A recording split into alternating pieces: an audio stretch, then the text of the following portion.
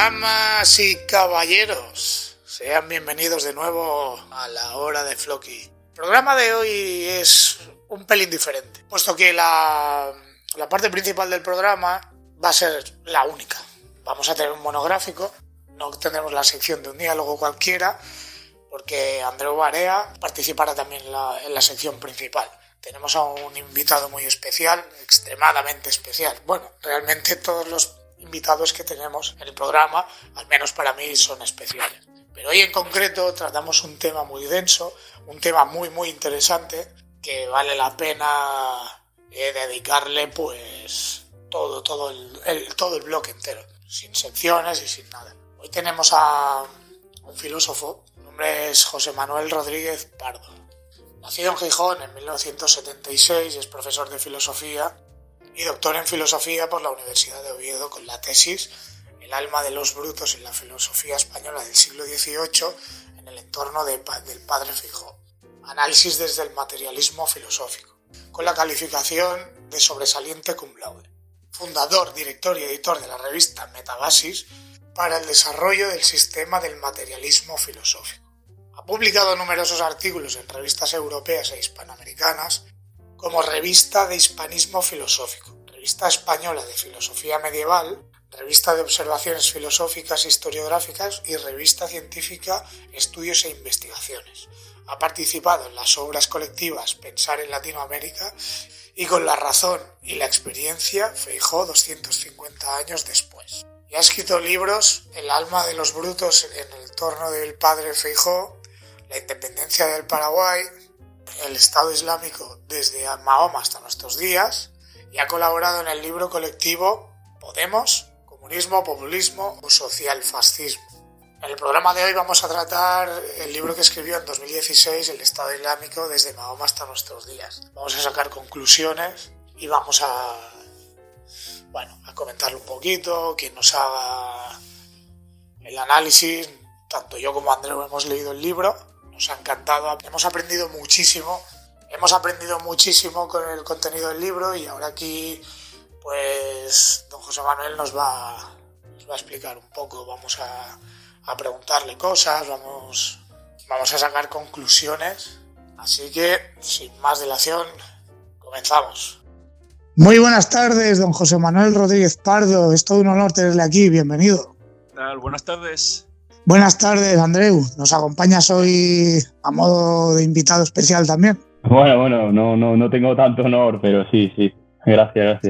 Muy bien. Pues bueno, estamos aquí para hablar con don José Manuel. Él ha escrito un libro, como ya hemos hablado anteriormente, ha escrito un libro que se llama El Estado Islámico desde Mahoma hasta nuestros días. Y don José Manuel, pues bueno, nos va a comentar un poco de qué trata el libro, vamos a tratar el tema en sí. Así que vamos a por la primera pregunta.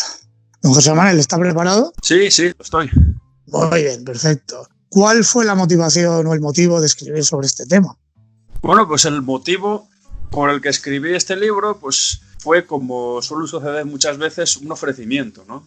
En su día, pues en la Fundación Gustavo Bueno, pues me ofrecieron, o mejor dicho, me propusieron publicar un libro sobre algún tema de actualidad que dejaban a mi elección. Y entonces a mí se me ocurrió que el tema del Estado Islámico no solo era un tema de actualidad que permitía pues sacar un libro, digamos, de combate o libro breve, que fuera fácil de leer, sino que además pues dejaba un poco la semilla puesta para seguir hablando del tema. Porque el Estado Islámico pues no solamente es lo que se proclamó en 2014 ahí en Irak y Siria, sino que es toda una tradición, incluso digamos pues un modelo para el mundo musulmán. Y esa fue realmente pues la motivación por la que saqué ese libro pues hace ya justo 4 años. En tu libro comentas que las mujeres sirven como eje, como conector entre otros poblados para entrelazar lazos. Señalas que debido a sus convicciones religiosas temen la endogamia. ¿Pero se pueden encontrar rasgos similares en la comunidad musulmana en nuestra sociedad? Hombre, yo creo que esa idea del mantener el linaje pues está arraigada pues en muchos grupos sociales, en muchos lugares del mundo, ¿no? Pues ahí tenemos el ejemplo pues de los judíos, que o bien se casan entre ellos o con gente pues de cierto abolengo, ¿no? Pues para mantener un poco la llama, ¿no? Ahí está la idea del contubernio judaico, ¿no? De la conspiración judaica, que ha dado mucha literatura, ¿no? Pues, en ese sentido, pues los judíos pues, también tienen una cierta endogamia.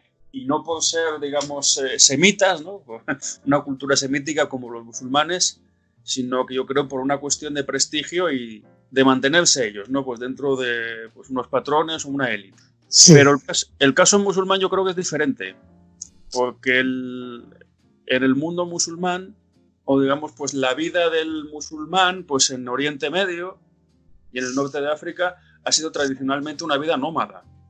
De hecho, pues los saudíes, que son originariamente la tribu de Ibn Saud, de ahí viene pues Arabia Saudita, de la familia saudí, pues hasta los años 30 del siglo pasado eran nómadas, ¿no? De hecho, cuando Franklin Roosevelt pacta con Ibn Saud, pues hay un pacto de aquella época que ahora está en cuestión precisamente por el precio del petróleo, que es negativo, pacta con Ibn Saud que el precio no puede alcanzar, tiene que estar siempre entre cierto baremo, ¿no? De mínimo o de máximo. No se puede convertir eso en un monopolio que ahogue la economía mundial, ¿no? Entonces, pues cuando lo pactan, pues Ibn Saud todavía vive en una tienda de campaña, aquello no es ni un estado ni nada.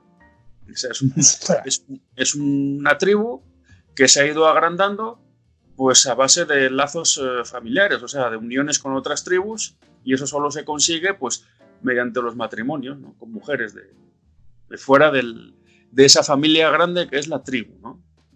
O sea, la familia musulmana pues es la tribu en el sentido del grupo de gente con la que convives, es la familia directa, y entonces como el musulmán teme pues cometer incesto, el tabú del incesto es una cosa pues digamos que está implantada en todas las culturas, es casi un universal, ¿no? Pues como diría Freud, y todos los musulmanes lo corrigen pues buscando mujeres fuera de la tribu, lo que es la familia. Pero a su vez no solo buscan una, sino muchas, ¿no? Es la poligamia, que es lo que permite que la tribu sea grande y establecer pues los pactos, ¿no? Por así decirlo. Y de ahí viene pues la idea del matrimonio poligámico en el Islam. Quisiera hacer un pequeño inciso en este punto, y es que bueno, hace poco estuve leyendo sobre Al-Ándalus, ¿no? Porque leyendo pues tu libro me motivó mucho a investigar sobre el tema, haciendo una pequeña retrospectiva, y estuve leyendo pues bueno que cuando el condado de Barcelona es sometido, ¿no? En el siglo IX, como todos sabemos, por Almanzor, cuando en el siglo XII ¿cómo se llamaba? El hijo del fratricida o el sobrino del fratricida, no me acuerdo ahora del nombre, consiguieron apoyo de lo que sería la futura corona de Aragón, que luego se formó entre el matrimonio con Petronila, y liberaron al condado de Barcelona del dominio de los moriscos. Entonces, claro, a mí me sorprendió porque la reacción del califato fue enviar a grupos de almorávides, ¿no? Para cruzar el estrecho y atacar de nuevo y reforzar pues lo que era el reino de Taifas, que tú hablas muy bien en el libro. Pues a mí me sorprende porque leí en un momento, en uno de los párrafos, que los almorávides evitaban mezclarse, evitaban mantener relaciones sexuales con los musulmanes que ya estaban en la península, porque se consideraban a sí mismos como de una raza superior, ¿no? Entonces, a mí me gustaría saber si esto también tiene algún tipo de relación con lo que se comenta de las mujeres y estrechar los lazos entre tribus y tal. Bueno, sí tiene relación porque al fin y al cabo, pues el Islam pues, es la religión verdadera, es una religión ecuménica, y entonces, pues si una mujer se casa con un musulmán, pues tiene que hacerse musulmana ella también. Se le puede considerar, pues sí, se le puede considerar cristiana, pero siempre será ciudadana de segunda categoría. Además, doblemente, ¿no? Uno por ser mujer y otro por ser cristiana, ¿no? Por ser infiel. De hecho, pues ya Mahoma, pues en el primer Estado Islámico, pues porque en el libro, precisamente la idea del Estado Islámico no se reduce a lo que se aprobó en el 2014, por Abu Bakr al-Baghdadi, sino que es una constante en el Islam.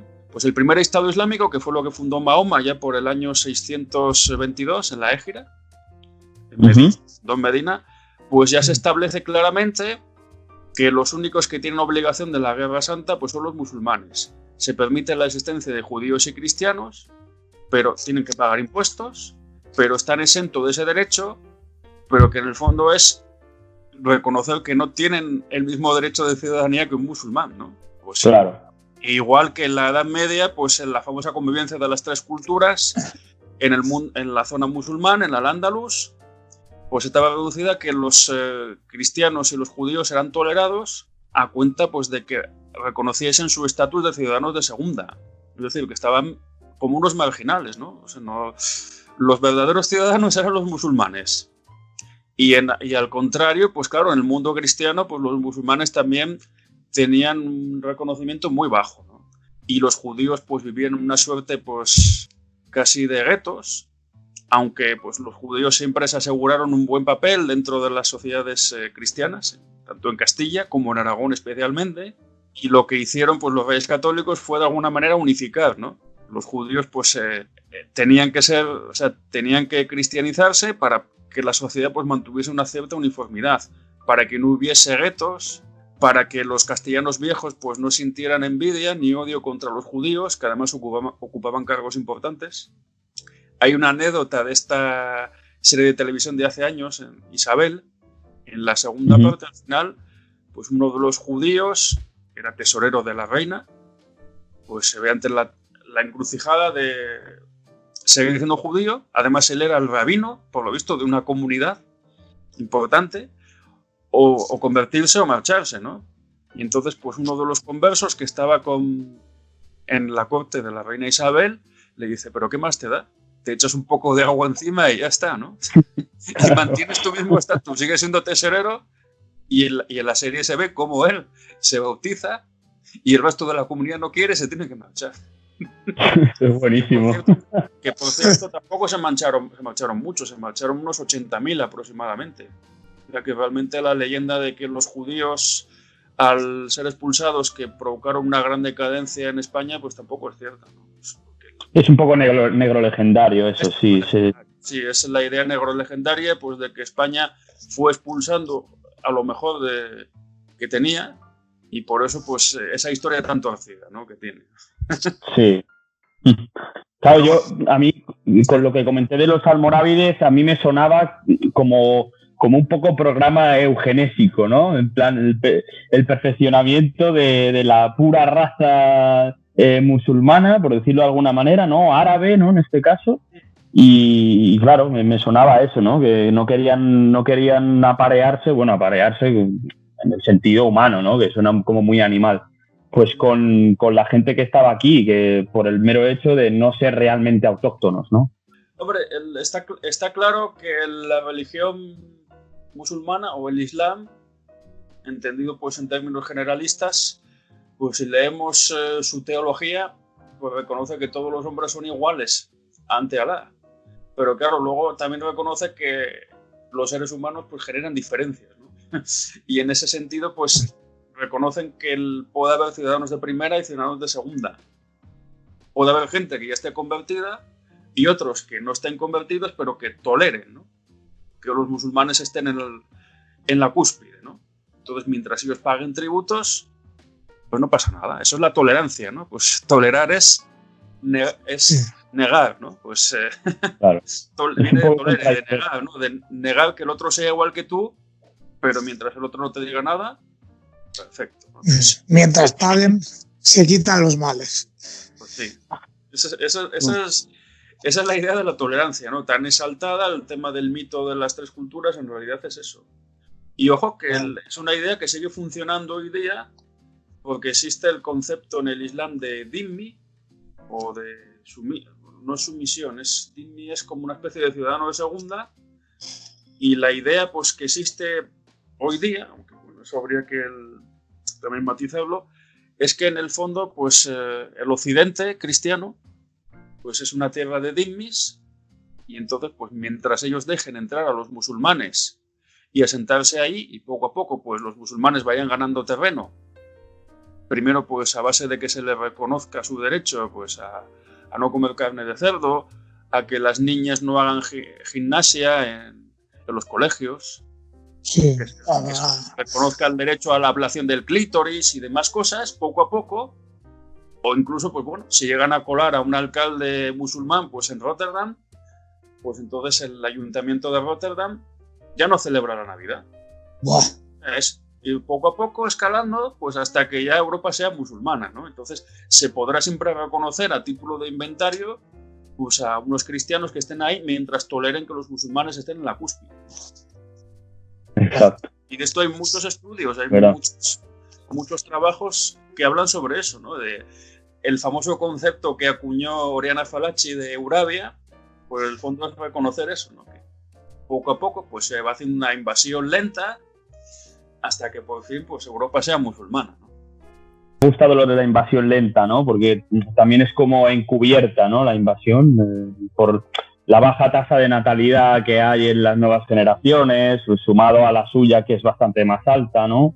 Y son cosas que al final, pues que como factor sociodemográfico es interesante analizarlo, porque no es algo que quizá hay mucho tabú a comentarlo, pero no es algo que sí que está analizado, pero no tiene ningún tipo de protagonismo, ¿no? En la opinión pública. En el final del libro, pues aparece hago la mención al discurso que dio en 1974 el presidente de Argelia, en la ONU, Ouari Boumediene, donde dice literalmente: un día millones de hombres abandonarán el hemisferio sur para irrumpir en el hemisferio norte, y no lo harán precisamente como amigos, porque comparecerán para conquistarlo, y lo conquistarán poblándolo con sus hijos. Será el vientre de nuestras mujeres el que nos dé la victoria. Más claro, pues imposible, ¿no? Hostia, pues sí. Esto a mí ya me lo ha dicho más de uno, ¿eh? Y no es broma, ¿eh? A mí ya me lo ha dicho más de uno. Y no lo digo, me lo han dicho y medio en serio. Así, entre risitas y tal, pero sí, no. Ya tienen el discurso bien grabado en la cabeza. Y eso está ahí, o sea, y bueno, hay un montón de matices que hacer, pero no es casual. O sea, todas estas alusiones, los ingentes fondos que Arabia Saudita utiliza pues para financiar las mezquitas en Occidente y para transmitir pues por muchas vías, no solo de musulmanes, sino de gente teóricamente que no es musulmana, pues que en el fondo pues el Islam es una religión de paz, que no existe la guerra santa ni nada parecido, pues eso tiene que ver con un proyecto que está en marcha pues desde hace décadas. O sea, no es casual. Y hablando del tema, bueno, de polémica o revuelos sociales que hay, explica Fanjul en una ponencia que tuvo en la Fundación Gustavo Buena, titulada El Islam y las minorías religiosas, que el velo islámico que llevan las mujeres es una manera, digamos, de apartarlas de la sociedad o protegerlas. ¿Por qué crees que existe un discurso que trata de decirnos que es para realzar su belleza? No, vamos a ver, el velo aparte de que pues los musulmanes suelen ir muy cubiertos, ¿no? Pues, los hombres llevan la chilaba y las mujeres también van muy cubiertas, lo cual tiene que ver también pues, con la herencia del desierto, ¿no? Porque necesitas una ropa amplia que te cubra, pero que tampoco te haga transpirar mucho, ¿no? Lógicamente. Pero luego eso ya va tomando otros tintes, sobre todo pues, a raíz de un hecho, por lo menos para el Islam es un hecho que no se puede controlar, ¿no? Porque el Islam es una religión fatalista, ¿no? Que dice que los hombres están sometidos al pecado y entonces pues el vecino o incluso pues un pariente o el que sea pues también está sometido a ese fatalismo y entonces pues si dejas a tu mujer a la vista de cualquiera, pues ese cualquiera pues la puede tener contacto carnal, ¿no? Entonces, ¿cómo logras evitar eso? Pues tapándola, ¿no? Quien evita la ocasión evita el peligro, entonces si la mujer va tapada no va a generar ningún tipo pues, de excitación en ningún hombre, ¿no? Entonces ese es el fundamento, ¿no? De que tienes que proteger lo tuyo pues porque el otro te lo puede quitar, ¿no? Digamos que es una idea muy posesiva, ¿no? Pero el velo tiene ese fundamento. Y claro, hay distintos tipos de velo. Primero de todo, hay que cubrir el cabello. El cabello es una fuente de es una fuente de lúbricos deseos, ¿no? Por así decir. Y luego pues, está el extremo del vodka en Afganistán, donde pues ya casi ni ves, ¿no? Es peor que llevar una armadura medieval. ¿Esto que es el pequeño, el típico que vemos, que se llama hijab? ¿O cómo es? El hijab, sí, el pañuelo. El hijab, sí. Vale. Y luego está el burka, que se lleva más Luego en el Irán. burka, que es el completo, ¿no? Que es todo, solo se le ven los ojos. Eso es. ¿Por qué crees que hay un afán tan grande por parte de nuestras instituciones de que la comunidad islámica se integre en España o en Europa? Bueno, pues yo creo que tiene que ver pues, con muchas cuestiones, ¿no? Porque al fin y al cabo pues está el tema del poderío económico que tiene el mundo musulmán. Pues las grandes reservas de petróleo están asentadas en Oriente Medio, como bien se sabe, en su inmensa mayoría. Está pues la OPEP, ¿no? Que es la que nutre de petróleo Occidente, la que controla los precios, siempre dentro de cierto baremo, como comenté antes, pero que de algún modo pues, está condicionando pues, al Occidente. No solo a Europa, sino también a los Estados Unidos. Porque de hecho pues, los saudíes son un aliado preferente de los norteamericanos. Hay que recordar una cosa que citó Fanjul, si no me equivoco, en esa conferencia que señalaste, que cuando estaban los americanos en Oriente Medio, no sé si en la guerra de Irak o en la posguerra, ¿no? Pues que no bombardeaban en la época del Ramadán o una cosa así, como vemos. No, los viernes Claro, creo que era. Viernes, no, sí, porque era día de oración y entonces no bombardeaban, ¿no? Cuando lo lógico pues sería aprovechar estas limitaciones pues para hacer mella, ¿no? Y sin embargo pues eso lo toleraban, ¿no? Gustavo Bueno solía citar pues como autoridad para entender un poco pues esta tolerancia pues en la parábola de los 3 anillos de Ephraim Lessing, ¿no? Que dice que Natán el Sabio, en su libro, que dice que encontraron 3 anillos, uno sabio, y que en el fondo pues referían a lo mismo, ¿no? A Dios. Dios es uno, entonces lo único que hay es una dogmática, que es la que enfrenta a los hombres, entonces hay que pulir toda esa teología y ya llegaremos a la verdadera fe, ¿no? Y entonces, pues más o menos lo que se deduce de ahí, pues es una suerte de panfilismo donde pues hay una dogmática religiosa, que es una especie de paja o apariencia, y que en el fondo pues todos somos creyentes en un mismo Dios y que da igual que unos sean trinitarios y otros unitarios.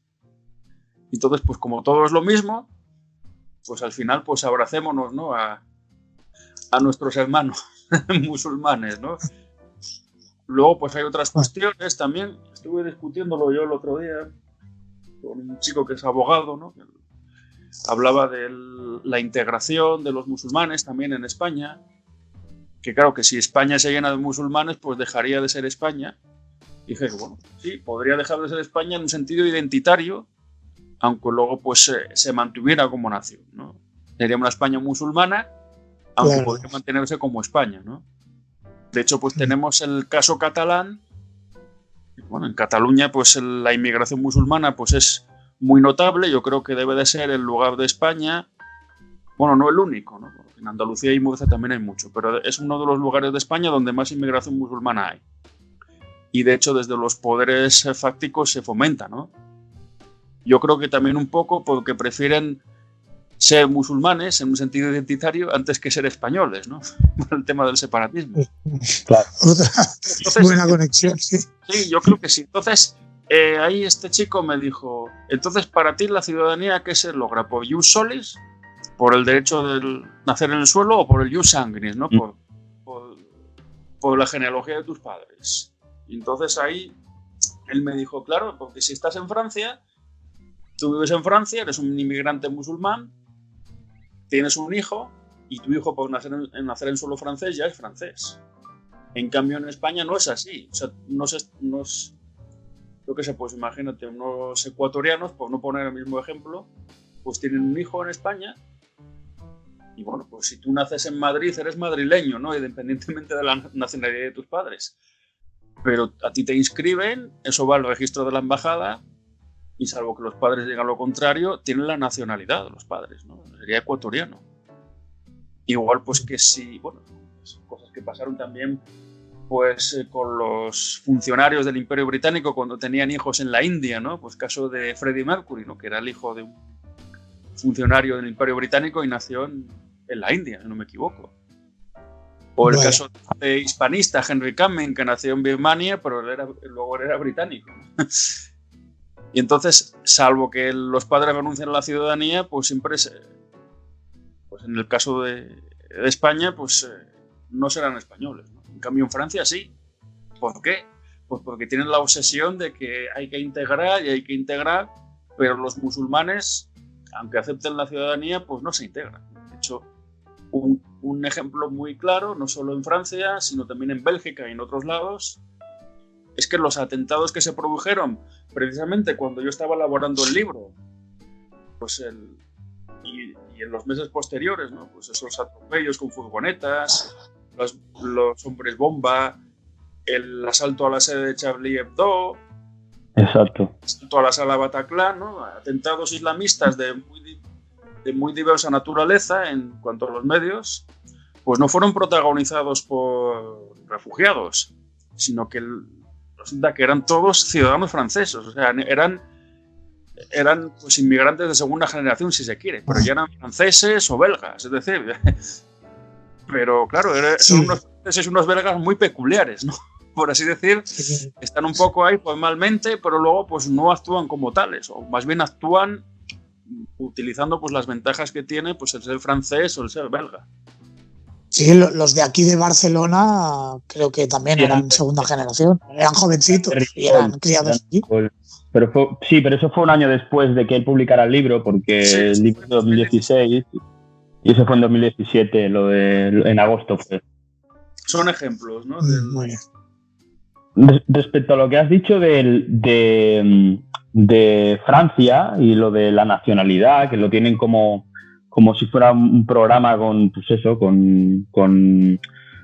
un afán integratorio, a mí me sorprende porque en Cataluña ocurre lo mismo, pero precisamente lo mismo. Y es que ahora recuerdo un vídeo muy famoso, que no me acuerdo qué televisión era, creo que 13TV o no sé. Y allí estaba el chico este que participó en Gran Hermano, no sé en qué edición, el Joyas, que estuvo metido en Ciudadanos, que es muy famoso. Ah, sí. Sí. Pues coincidió con una chica que era musulmana, que de hecho fue con el velo y todo al programa. Y ella, se enzarzaron en una discusión y ella al final pues acabó gritando que yo soy catalana, soc catalana. Y él constantemente le repetía, enseña el DNI, ¿no? A ver qué pone, a ver si realmente eres catalana o eres marroquí. Entonces, claro, lo que comentas como de la identidad catalana, de alguna manera como para separarse de la hispanidad, de lo que sería la nación española, es curioso, ¿no? Porque queda súper asegurado con cosas así que han ocurrido en los medios de comunicación y como puede ser el Corazón incluso, con hechos así que no trascienden para nada, ¿no? Pero que es precisamente lo que estás comentando. Sí. Oye, mira, me estoy acordando ahora de una columna de Alfonso Uxía en La Razón. Ajá. Creo que tiene unos ramalazos de genio, ¿no? Me acuerdo cuando escribió la columna del año 2010, como eran propuestas de Corbacho y de la ministra esta de los brotes verdes, que no me acuerdo de su nombre, de la época de Zapatero, propuestas del ministro de Trabajo y de la ministra de Economía para acabar con la crisis económica. Y eran 2 columnas en blanco. Y luego, y me acuerdo también, yo creo que fue un año antes de sacar el libro, otra columna que él sacó que ponía la nación catalana, o sea, la nación catalana independiente bajo identidad musulmana o algo así. Entonces aparecía una chalupa, aparecía la quilla, con unos simbolitos de estos que aparecen en las mezquitas, ¿no? Con formas geométricas, y eran 2 columnas escritas en árabe. Que si no sabes árabe, no sabes qué estaba diciendo. Entonces, ¿quién sabe? A lo mejor están las soluciones allí. Pero claro, eso es la fuerza de la imagen, ¿no? Porque efectivamente, pues Cataluña podría independizarse y ser musulmana, ¿no? Claro, Podría ser un estado independiente, pero musulmán. Ahora bien, la cuestión está en que si la Cataluña independiente es musulmana, ¿por qué van a estar Torra, Puigdemont o Pujol en la cúspide? Pues seguramente ellos o sus herederos serían reducidos a ciudadanos de segunda categoría, ¿no? Exacto. Entonces mandarían que un musulmán. Y está por ver si el musulmán que mande pues quiere una Cataluña independiente o prefiere que siga dentro de España. De una España musulmana, lógicamente. Por eso esas son cuestiones, a veces se confunden, ¿no? Porque evidentemente, pues ahí los separatistas se están confundiendo unidad con identidad, ¿no?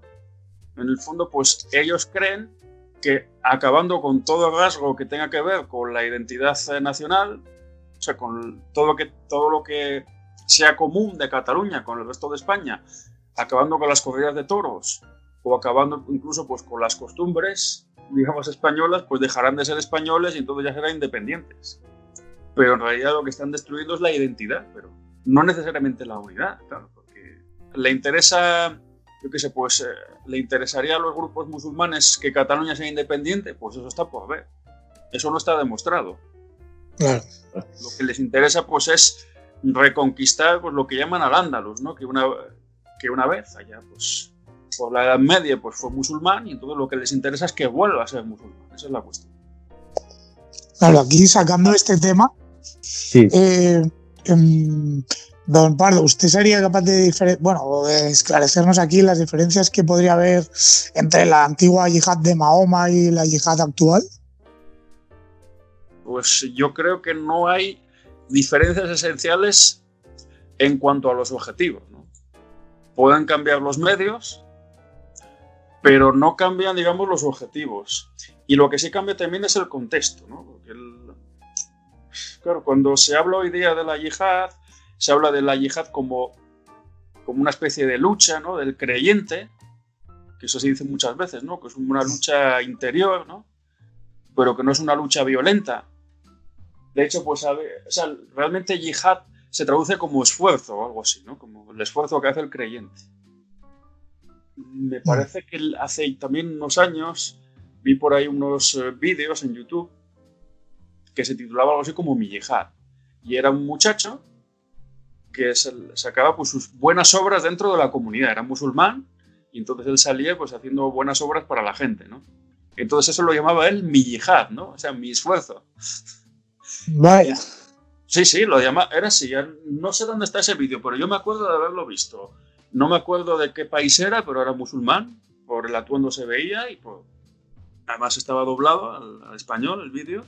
Y la yihad suya pues era el ayudar a los pobres y bueno, hacer buenas obras, ¿no? Por así decirlo. Pero claro, el esfuerzo de yihad solo se lleva entre ellos, ¿no? Hacia un kafir no se le va a hacer. No, sí. O sea, esto, digamos, es por introducir un poco el término, ¿no? ¿Qué significa lo de yihad? Y lo que se intenta decir que es la yihad, ¿no? Que es una cosa de esfuerzo del creyente y nada más. Pero claro, la yihad como tal, como esfuerzo, es un esfuerzo no solo para mantener la comunidad, sino para expandirla, ¿no? Porque de hecho, cuando Mahoma empieza a predicar, porque él está en la Meca, ¿no? Donde hay pues un montón de creencias, por así decir, hay un politeísmo, no solo están cristianos, están los nestorianos, que son una suerte de cristianos heréticos que dicen que Cristo no es la segunda persona de la Trinidad, sino que es mortal. Y se murió. Son de Aristóteles, ¿no? Comentas en el libro también. Sí, bueno, tiene que ver pues, con cuestiones filosóficas, ¿no? Porque las religiones del libro son todas religiones filosóficas que utilizan pues, conceptos pues, el propio Dios. Esa propia idea del Dios monoteísta es un invento aristotélico que luego utilizarán el cristianismo, o el islamismo o el judaísmo. No existe la idea del monoteísmo pues, entre los egipcios, ni entre los persas, ni ninguna otra cultura contemporánea pues, a las religiones, digamos, monoteístas. Y entonces lo que hace Mahoma, después de haber recibido la revelación a los 40 años, dice él, del arcángel Gabriel, ¿no? De que la verdadera fe es la fe en un solo Dios, que no existe eso de la Trinidad, que eso es politeísmo. Pues entonces Mahoma se puso a predicar vio que el número de creyentes pues era muy escaso y entonces dijo: predicando no logras nada, la fe se conquista por la espada. Y entonces cuando le expulsan, cuando la élite de la Meca le expulsa a él y a los suyos, que se produce la famosa Égira en el año 622 de nuestra era, que es ahí donde empieza la era musulmana, pues él se va a Medina y ahí constituye lo que se llama el primer Estado islámico o Estado de Alá, que le llaman algunos especialistas, bueno, especialistas o escritores, como Esad Bey, del que hablaré más adelante. Y entonces lo que dice Mahoma es que el Estado del Islam no se puede quedar en sus límites, sino que tiene que expandirse. Para expandir la fe tienes que conquistar. Y entonces eso solo se logra como llamando a la guerra santa, la yihad. Es una guerra santa porque es una guerra para expandir la fe por medio de la espada. Y la yihad pues implica también la conquista, ¿no? Al-Fatah, que es el mismo nombre del grupo palestino, ¿no? Que está enfrentado a Hamas, y Hamas significa odio. O sea, odio y conquista han estado luchando contra Israel. Pero eso no se ha dicho nunca, que yo sepa, en los medios tradicionales, ¿no? Lo cual pues daría también una verdadera dimensión de lo que son esos grupos palestinos, ¿no? Hay de religión de paz, nada. Y entonces pues la idea de yihad está ligada al Estado islámico o al califato, ¿no? Porque después, cuando muere Mahoma, se establece una sucesión o jalifa, y entonces lo que se hace, o la guerra santa como tal, pues es un llamamiento del califa a toda la comunidad musulmana, pero no contra los cristianos en general, sino contra ciertos estados cristianos, ¿no? Es una cosa funcional, por así decir, ¿no? No es una guerra indiscriminada. Sin embargo, cuando en 1923 pues da el famoso golpe del Atatürk en Turquía, ¿no? O sea, cuando se derrumba el Imperio Otomano. El Imperio Otomano. Después de la Segunda Guerra Mundial, pues Mustafa Kemal Atatürk, junto a los jóvenes turcos, pues da un golpe de Estado, funda la moderna Turquía, el califato desaparece, y entonces pues toda esa idea de la yihad o guerra santa ligada pues al mandamiento de un califa desaparece. El poder del Islam pues se descentraliza, quedan un montón de estados islámicos, pero ya cada uno con sus propios ritmos. Sobre todo pues son estados además hechos a escuadra y cartabón después de la descolonización, con lo cual pues ahí hay unos problemas étnicos pues considerables que todavía siguen hasta hoy. Y entonces pues como no hay una autoridad, empiezan a surgir una serie de grupos que cada uno hace la yihad, por así decir, indiscriminadamente, y además lo hacen pues sin atender pues a fundar un estado, sino pues a matar a los cafres, que somos nosotros, pues ahí donde se encuentren. Pero claro, ya no tiene un mandato de un líder que diga hay que atacar a estos, no, pues ellos atacan a quien quieren. Bin Laden pues atacó a Estados Unidos, pero porque era el gran Satán, pero Bin Laden no tenía la idea de fundar un estado del Islam, sino atacar y retirarse. Y entonces, quiero decir que la yihad, como tal, pues en sus métodos ha ido cambiando, en su manera de presentarse, pero el objetivo siempre es el mismo, es la guerra contra el infiel, no tiene otro sentido. Claro, aquí cuando comentas esto de la última fitna que tú defines, pues que hay 4 y la última sería precisamente la del Imperio Otomano, que lo comentas en la página 72 de tu libro. Has dicho que ibas a hablar de Esad Bey, entonces yo aprovecho que hemos hablado de esta desintegración del Imperio Otomano, y en el segundo párrafo él se formula a sí mismo 3 preguntas retóricas. Yo que sé que eres muy humilde, o sea, muy modesto, ¿no? En general lo dices precisamente en tu prólogo, ¿no? Que de alguna manera pues tú no eres experto en el mundo árabe, no eres un arabista, pero que veías la necesidad de escribir este libro pues por la conferencia aquella y por todas las diferencias que había habido entre Serafín Fanjul y no recuerdo cuál era el otro arabista al que te referías, si me lo recuerdas. Emilio González Ferrein, con él discutí en el año 2007. Exacto. Pues en este segundo párrafo él se formula a sí mismo 3 preguntas Y a mí me gustaría saber si te ves capaz de responderlas. La primera es, viendo que no queda ningún califa como sucesor de Mahoma después de la desintegración del Imperio Otomano, ¿han destruido en realidad su doctrina? Sí, o sea, bueno, han vuelto en realidad su idea. Ha sido en vano que el profeta predicara en la Meca y que los hombres se volvieran hacia la Meca para decir: no hay más Dios que Alá y Mahoma su profeta. Exacto, claro, yo te las preguntaba de una en una.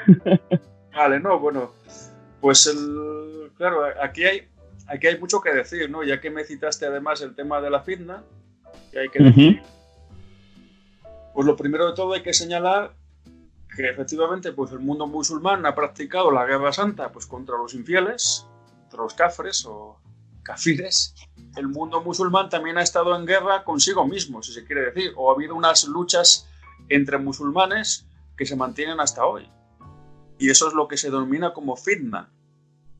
Curiosamente, que es el título de un documental de un político holandés llamado Geert Wilders o algo así. Bueno, yo no sé Geert Wilders. Bien, pero que precisamente fitna pues es como una revuelta o luchas intestinas entre los propios musulmanes, ¿no? Porque al fin y al cabo, la idea del Estado del Islam pues parece indicar una unidad, ¿no? Pues como la religión musulmana, que esto también es importante señalarlo, pues no reconoce que exista pues una iglesia o un cuerpo de doctrina uniforme, como pasa con el cristianismo, por ejemplo, sino que el califa es líder político y líder religioso, pues entonces se supone que Mahoma, al unir religión y Estado, pues es el representante de Alá en la tierra, ¿no? Es el sucesor del profeta. Mejor dicho, Mahoma pues sería el primer califa, pues un poco entre comillas, ¿no? Porque califa significa sucesor, pero de alguna manera Mahoma fue el primero que aunó poder político y poder religioso, ¿no? Que es una tradición que luego se mantiene. Es decir, el califa es el intérprete del Corán y es el que hace la guerra pues para expandir la fe musulmana. Pero a pesar de que la idea de Estado Islámico pues se supone que conduciría pues a un solo Estado, en el límite, ¿no? Pues como decimos nosotros, aureolarmente, pues llevaría pues al cabo de un tiempo X a la consolidación de un solo Estado, ¿no? Un Estado mundial de musulmanes. Pero luego la realidad histórica es muy diferente. Ha habido muchos califatos a lo largo de la historia y muchas veces contemporáneos, ¿no? Ha habido califatos, pues no solo, digamos, sunitas, que digamos la corriente mayoritaria del Islam, sino chiitas. Y chiitas se refiere, pues, a otra tradición que se inauguró, pues, con el nieto de Mahoma, Hussein, que se rebeló contra el califa de su tiempo y que fracasó y fue martirizado en Kerbala, que está pues dentro de lo que hoy es Irak. Entonces los chiitas apelan pues directamente pues a la familia, por así decir, por la familia directa de Mahoma, porque luego pues hay abásidas también, que son los descendientes de Abbas, del tío de Mahoma. O sea que en el fondo todo queda en casa, en la familia, pero una cosa es la familia directa y otra la de segunda línea, ¿no? Por así decir. Entonces los chiitas lo que reivindican es que Hussein es el sucesor de Mahoma en el sentido de que es un descendiente directo, es un nieto, y que fue martirizado y es como una especie pues, de Jesucristo musulmán, ¿no? Por así decir. Y entonces pues los descendientes de la rama chiita pues celebran siempre una fiesta a comienzos de año, de lo que sería el año cristiano en este caso, que es la Asura, ¿no? Donde ellos se martirizan, se ponen como coronas de espinas en la frente, empiezan a sangrar, se pegan latigazos. Se grinan, sí. Y entonces lo que hacen es, de alguna manera, pues rememorar el martirio de Mahoma, del nieto de Mahoma, ¿no? De Hussein. Y esta es una tendencia que se estuvo contemporáneamente enfrentada pues, a otros califatos. Y de hecho, pues hoy día el mayor núcleo de los chiitas, o prácticamente el único, es la República Islámica de Irán, que está pues, justo enfrente de Irak y que tiene que ver también pues, con el caos que se generó después de la Segunda Guerra de Irak, ¿no? Cuando cayó Saddam Hussein. Y entonces, pues los musulmanes están enfrentados entre ellos. En España, pues en la España medieval, pues el mayor ejemplo de fitna fue cuando cae el cae el califato de Córdoba, allá por el año 1031, después de la muerte del sucesor, o sea, cuando muere Almanzor, no hay sucesor, y entonces comienza la fitna. El califato se descompone y se forman los reinos de taifas, que son luego los que pagan tributos pues, a los reyes castellanos, reyes emperadores, ¿no? De hecho, esta famosa anécdota del Cid, de que Alfonso VI le expulsa, pero claro, le expulsa porque se fue a cobrar los parias a determinadas taifas y se los quedó, ¿no? O por invadir Toledo. Entonces, claro, Alfonso VI le dijo, ¿y tú por qué invades Toledo? Toledo es vasallo mío. Si a mí me paga, yo le respeto. Tú no tienes por qué tocar Toledo. Entonces, de ahí el destierro, ¿no? Sí, su relación ya está muy diezmada también con la muerte de Sancho, ¿no? La jura de Santa Gadea y es que me acuerdo que vi la película y ya eran muy enemigos. Entonces, bueno, enemigos amistosos, ¿no? Que se dice como... Pues sí. Y entonces, pues la fitna es una constante en el mundo musulmán, ¿no? O sea, los musulmanes no solo han peleado contra los cristianos, sino entre ellos mismos. Y no por cuestiones, digamos, políticas, ¿no?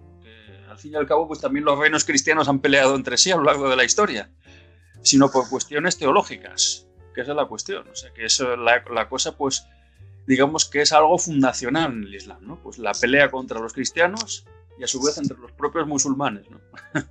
por lograr que uno de los califatos pues sea el hegemónico. Yo no sé si te acordarás, pero la primera conversación que mantuvimos y que fue por Facebook, que cuando te agregué, porque yo me tuve que hacer un Facebook nuevo y tal, sí. Te comenté que me gustó mucho tu ponencia, porque a mí es un tema que siempre me ha interesado, ¿no? El Estado Islámico. Sí. Y tajante me contestaste, el Estado Islámico está muerto. Para mí... O sea, pero el Estado Islámico de Irak y Siria, ojo. Porque realmente claro, las motivaciones por las que escoger este tema fue la actualidad de que justo pues, no llevaba ni 2 años, desde junio de 2014, que un señor llamado Abu Bakr al-Baghdadi, o sea, el Baghdadi, que sí, lo mataron ya. El mismo nombre pues, del primer sucesor de Mahoma, que era su suegro Abu Bakr, el padre de la mujer. De sus esposas, pues resulta que se proclamó califa y sucesor. Lo cual, pues para muchos fue una extravagancia, pero que cobra sentido pues mirando toda la historia del Islam, ¿no? Porque precisamente la historia del Islam es la del Estado Islámico. Además, bueno, hay una cosa interesante, que es que precisamente, bueno, pues la idea del Estado Islámico pues ya venía un poco de atrás, porque precisamente uno de los principales miembros de Al-Qaeda, Al-Zarqawi, pues yo creo que murió en el año 2006 o 2007, ¿no? Asesinado, pues ejecutado por los norteamericanos en la posguerra iraquí. Pues Al-Zarqawi tenía una idea diferente a Bin Laden, puesto que Bin Laden lo que quería era atacar y retirarse, ¿no? Entonces Al-Zarqawi fue el primero que dijo que no, que lo que había que hacer era no solo atacar al enemigo lejano, que eran los Estados Unidos, sino atacar al enemigo cercano y formar un Estado. Y de hecho él llamó a su grupo dentro de Al-Qaeda, una filial de Al-Qaeda, pues lo llamó Estado Islámico de Irak. Y precisamente pues este Abu Bakr al-Baghdadi, por lo que yo sé, pues era doctor en filosofía o teología, porque en el Islam pues yo no creo que se distingan mucho estas cosas a día de hoy. Para nada. El año pasado pues ya se lo cargaron los americanos, por lo que yo sé. O bueno, no, sí. Los americanos no, los iraquíes, porque ya los americanos se retiraron de Irak. Y entonces, pues este hombre, doctor en filosofía, era parte pues de la élite que estaba reunida pues en torno a Saddam Hussein. Y como bien sabemos, pues cuando los norteamericanos entran en Bagdad y dan por finalizada la conquista, pues en realidad lo que sucede es que el ejército iraquí se repliega, forma guerrillas. Además ellos dijeron que seguir el modelo español, ¿no? De que la guerrilla era un invento español, entonces ellos hacían lo mismo que España pues, frente a Napoleón. Y entonces pues al-Baghdadi es uno de los que se pone al frente de una de estas guerrillas, aprovecha pues todo el caos que se genera durante esos años, donde interviene también pues el Irán, hay conflictos entre chiitas y sunitas, al-Baghdadi es sunita, por supuesto, y entonces en medio de este caos pues va ganando posiciones, aprovecha el debilitamiento que se produce en Siria, pues a raíz de la invasión, de la guerra en Siria, y entonces pues aprovecha para fundar un Estado Islámico entre Irak y Siria, que rompe con las fronteras que se habían trazado en 1916 en el acuerdo de Sykes-Picot, que se llamó, ¿no? Uh-huh. De hecho, pues grabaron un vídeo diciendo que se había acabado ese acuerdo porque habían roto las fronteras, y ahí es donde se funda pues el Estado Islámico de Irak y Siria, ¿no? Además, en el discurso que él proclama, pues en el mes de Ramadán de 2014, habla de un Estado ecuménico que abarque pues a todos los hombres del mundo, musulmanes por supuesto, al musulmán norteamericano, al chileno, al africano, al australiano. Es decir, es un Estado con pretensiones ecuménicas, ¿no? Aunque luego pues en la práctica pues no llegasen más allá de lo que sabemos. Aquí yo tengo una pregunta que es que la tengo en mi cabeza de hace mucho tiempo y creo que usted igual me la puede esclarecer. Como usted bien sabe, siempre llega alguna noticia, alguna de esto con mucha polémica, sobre lapidaciones de mujeres, ¿no? Que les tiran piedras en la cabeza y tal. Mi pregunta es, ¿esto es un rasgo característico de algún tipo de práctica islamista muy radical, o es que todas son aquí iguales, pero aquí en Europa, por ejemplo, no lo hacen porque simplemente saben que serán castigados por la ley? Bueno, la lapidación aparece en la Biblia, o sea que no es algo nuevo, ¿no? A las adúlteras las lapidaban, ¿no? Aquella famosa anécdota, ¿no? Cuando van a lapidar a la adúltera, y en la Biblia, que aparece en la Biblia, el que esté libre de pecado que tire la primera piedra, ¿no? O sea, es algo ya muy antiguo. De hecho, pues el Islam, Mahoma en el fondo lo que hace es tomar la doctrina cristiana y pues reformularla a la manera herética.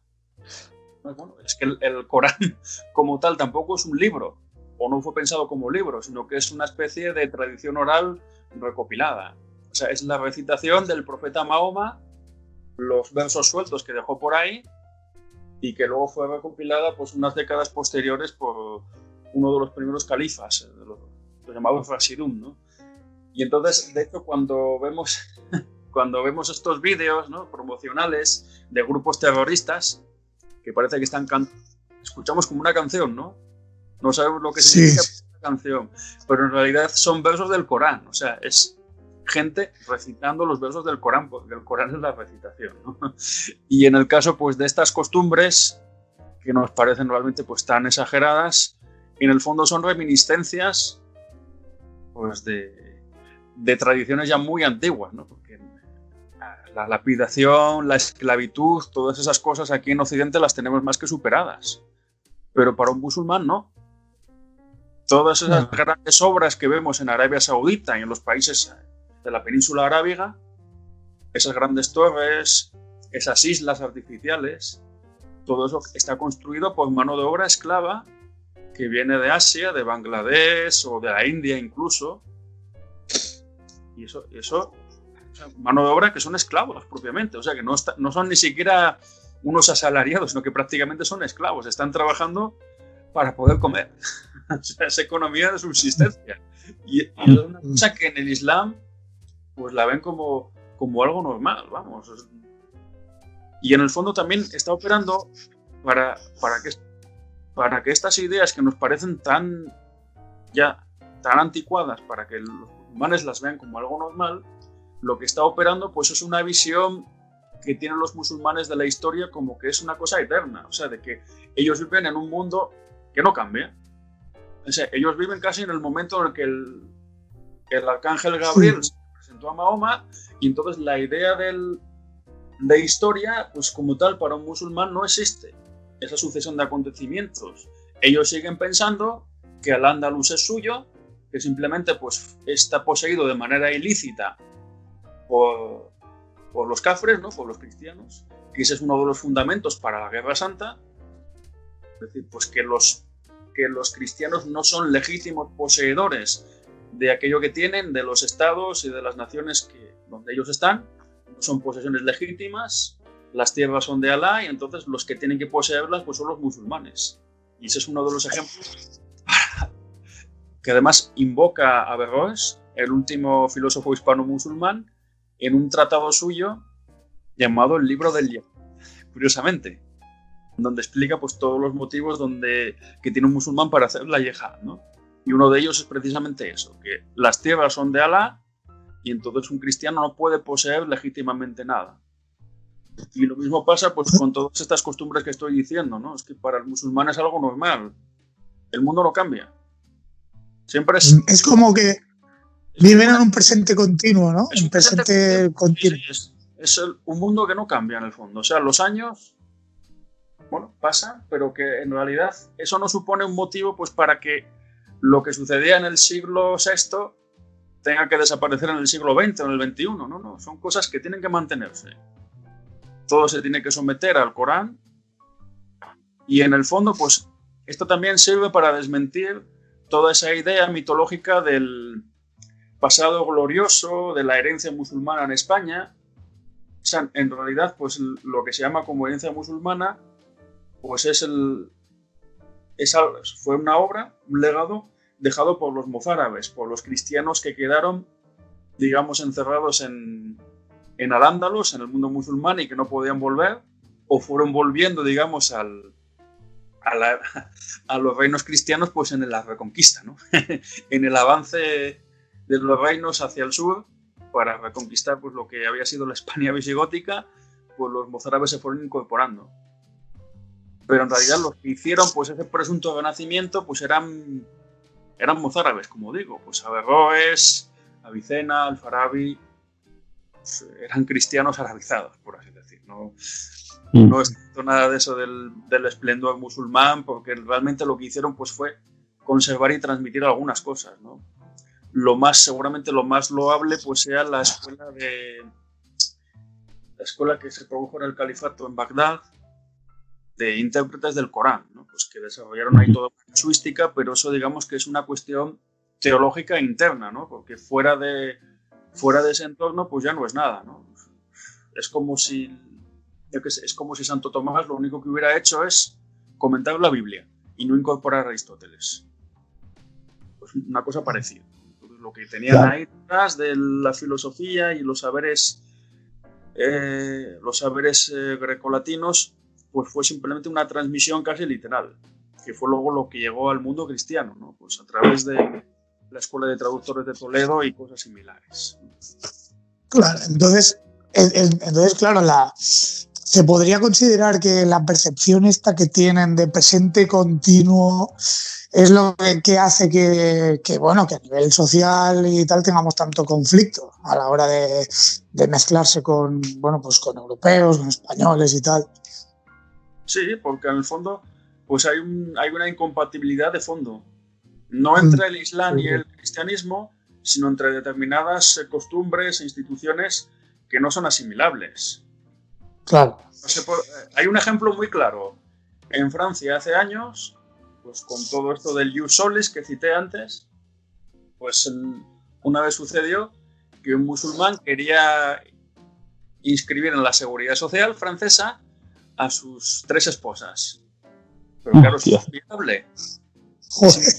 Por una cuestión técnica, de que es que la Seguridad Social, tú no puedes meter semejante núcleo familiar, ¿no? Ya no solo por el tema monogámico, sino por la Seguridad Social quiebra. Claro. Vamos a ver, tú puedes tener hijos a tu cargo y puede estar tu mujer, pero lo que no puedes es tener 3 mujeres y que de ahí salgan, pues yo qué sé, 14 hijos, por poner un ejemplo, y que eso pues sea una carga para el sistema. El testamento sería un show ya. Bueno. Claro, no es viable. O sea, es viable, pues yo qué sé, pues que un núcleo familiar pequeño pues esté bajo la misma cartilla de la Seguridad Social, pero no semejante carga, ¿no? Entonces, eso es una incompatibilidad. La ablación del clítoris, pues también, que no es una costumbre originalmente musulmana, sino que proviene pues de algunas tribus en África, pero que los musulmanes incorporaron. Esto se acaba de abolir ahora, ¿no? En Ruanda, puede ser, lo acaban de abolir hace nada, habrá países en los que... Son costumbres tribales. Entonces, son cosas que no tienen encaje. También eso de que un musulmán, pues resulta que tenga una profesora, un muchacho musulmán, que tenga en clase una profesora y que no estén dispuestos a aceptar su autoridad porque es una mujer, pues eso tampoco es compatible. A mí había uno que me decía, no, es que el Islam de verdad, en su pureza, reconoce que todos somos iguales. En cambio, el cristianismo dice que la mujer es inferior. Dice, pero bueno, vamos a ver. La mujer no es que sea inferior al hombre del cristianismo, lo que pasa es que tiene otra función, ¿no?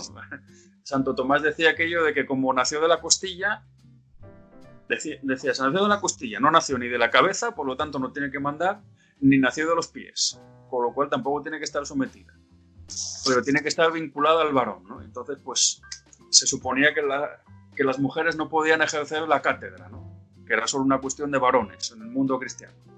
Pero hoy día eso ya no existe. Hoy día, pues, las mujeres ejercen la docencia a todos los niveles.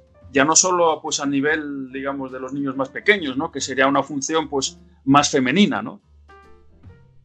No es un problema de machismo, ¿no?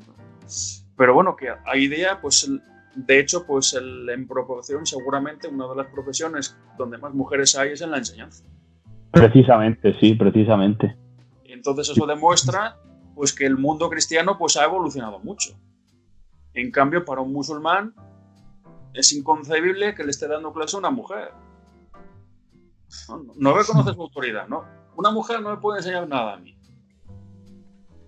Eso también es fruto de la leyenda negra esta, ¿no? De comparar religiones. Me acuerdo yo que tuve una conversación hace poco en la que, bueno, yo comentaba, pues, después de haber leído tu libro, es que de hecho fue hace un par de días que la tuve. Y le decía, hombre, porque el Islam tal, ¿no? Comentaba el libro y me decía, ya, pero ¿y el catolicismo, ¿no? Que quemaban brujas y que el cristianismo que quemaban brujas y tal.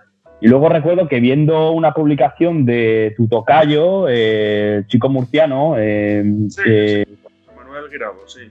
Exacto, compartía, y junto a Felipe Jiménez también compartían, pues, la cantidad de brujas que habían sido quemadas en Europa, ¿no? Y al final resultaba que lo que sería el luteranismo quemó a muchas más, que en España no se quemaron tantas. No, bueno, sí, pero aparte de eso, que también, bueno, sí, es un claro tópico negro legendario, ¿no? De hecho, ya leí en algunos estudiosos americanos, cuando hablaban de la América española, pues ponían al mismo nivel, pues, las ejecuciones de la Inquisición con el canibalismo azteca. Lo cual también demuestra, pues, que es una comparación totalmente impertinente. Porque aunque la Inquisición, pues, haya ejecutado a gente, aunque sea en número mucho menor, no es lo mismo, pues, matar indiscriminadamente a gente para luego comérsela, que hacerle un juicio a alguien con papeles y demostrar que ha cometido un delito y ejecutarle. Eso está a años luz una cosa de otra. Además que cualquier... comparar una institución bárbara como puede ser el canibalismo a una institución civilizada como es la ejecución capital. Porque claro. Supone un grado de perfeccionamiento y de, no sé utilizar ahora el término exacto, pero refinamiento. Sí, que hay un proceso, con... Necesitas pruebas, necesitas años incluso. La eutanasia procesal, ¿no? Quiero decir que son comparaciones totalmente impertinentes. Lo mismo, tú no puedes decir que como los cristianos, pues, han tenido a la mujer en plano secundario, pues que la discriminación que hacen los musulmanes que es lo mismo, porque obviamente no lo es. De hecho, pues hoy día eso no sucede. Y aparte, pues bueno, pues hay otras consideraciones que nos meten, pues, en el problema del feminismo, que yo tampoco quiero citar aquí, pero que en el fondo, pues, que no tiene nada que ver. Eso en otro programa ya caerá, sí. Son cosas totalmente incomparables. Entonces, claro, el que las compara, pues, es un necio. no merece otro nombre. Pues un necio que está totalmente obnubilado con el mito ese del Al-Ándalus fastuoso, de la convivencia cultural, que aparte que es un mito, que voy a aprovechar ahora para citar algo que no señalé antes, que es un mito que viene de la época del romanticismo. De hecho, pues es curioso, ¿no?, como los románticos, sobre todo los anglosajones, como Washington Irving, cuando estuvieron en Granada, ¿no?, con famosos cuentos de la Alhambra, pues en el fondo idealizan, ¿no?, la España medieval, pero claro, la España musulmana, ¿no? Entonces les queda un cuadro maravilloso, ¿no?, de un esplendor de Al-Ándalus destruido por los malvados cristianos, ¿no? Pues otra vez la leyenda negra. Y entonces, claro, esto es curioso porque antes respondía a las preguntas retóricas, ¿no?, de South Bay. Es curioso la génesis de este asunto porque tiene mucho que ver, pues, con la asimilación de judíos y musulmanes en una especie de magma que es el de las culturas semíticas. También por la vía del romanticismo, ¿no? De hecho, pues los judíos en el siglo XIX, de hecho, pues algunos judíos relevantes, como el primer ministro de Inglaterra, Disraeli, pues ya hablaban de esta asimilación entre musulmanes y judíos en el núcleo semita. Entonces, un ejemplo muy curioso que quiero citar aquí, que además pues yo me tragué en su día, ¿no?, porque lo tomé como una fuente, digamos, una fuente lícita, es el caso de South Bay, ¿no?, que yo utilizo en varias partes de mi libro. Utilizo pues su biografía sobre Mahoma, ¿no? Entonces South Bay pinta una especie de Mahoma romántico, conquistador, asimilador de pueblos, y bueno, pinta pues el mundo musulmán, pues eso, una cosa romántica, ¿no?, como si fuera Lawrence de Arabia, ¿no?, una cosa así. Entonces resulta que yo leí aquello, tenía su fondo de verdad, o sea, él no negaba que la yihad era uno de los pilares del Islam, hablaba de la yihad como guerra, sin más connotaciones, ¿no? Pues los musulmanes han estado luchando, ¿no? Pues la yihad es uno de sus pilares, y ya está. Pero luego resulta que me puse a buscar más cosas de South Bay, pensando en mejorar el libro y hacer una segunda parte, idea pues que me está empezando a gustar ahora, y ya veré si tengo tiempo. Y entonces encontré un libro, una biografía de este South Bay, escrito por Tom Reis, titulado El Orientalista. Y entonces resulta que ahí descubrí que este South Bay pues no se llamaba así y no era musulmán. Resulta que era un judío llamado Lev Nussenbaum, que procedía de Azerbaiyán, que en la Primera Guerra Mundial pues tuvo que escapar. Él era el hijo de un petrolero muy importante y tuvo que huir pues de la revolución bolchevique. Y entonces se refugió en distintos lugares de Europa bajo la forma de musulmán. Se hacía llamar South Bay, o en otras ocasiones Qurban Said, y llevaba hasta turbante y todo. ¡Wow! Vaya. Como orientalista, o sea, era un personaje de novela. Y todo el mundo se creyó durante años, durante décadas, que era musulmán. Estuvo en los Estados Unidos y escribió libros que tuvieron mucho éxito. Entonces, de hecho, él vivía gracias a los derechos de autor y vivía muy bien.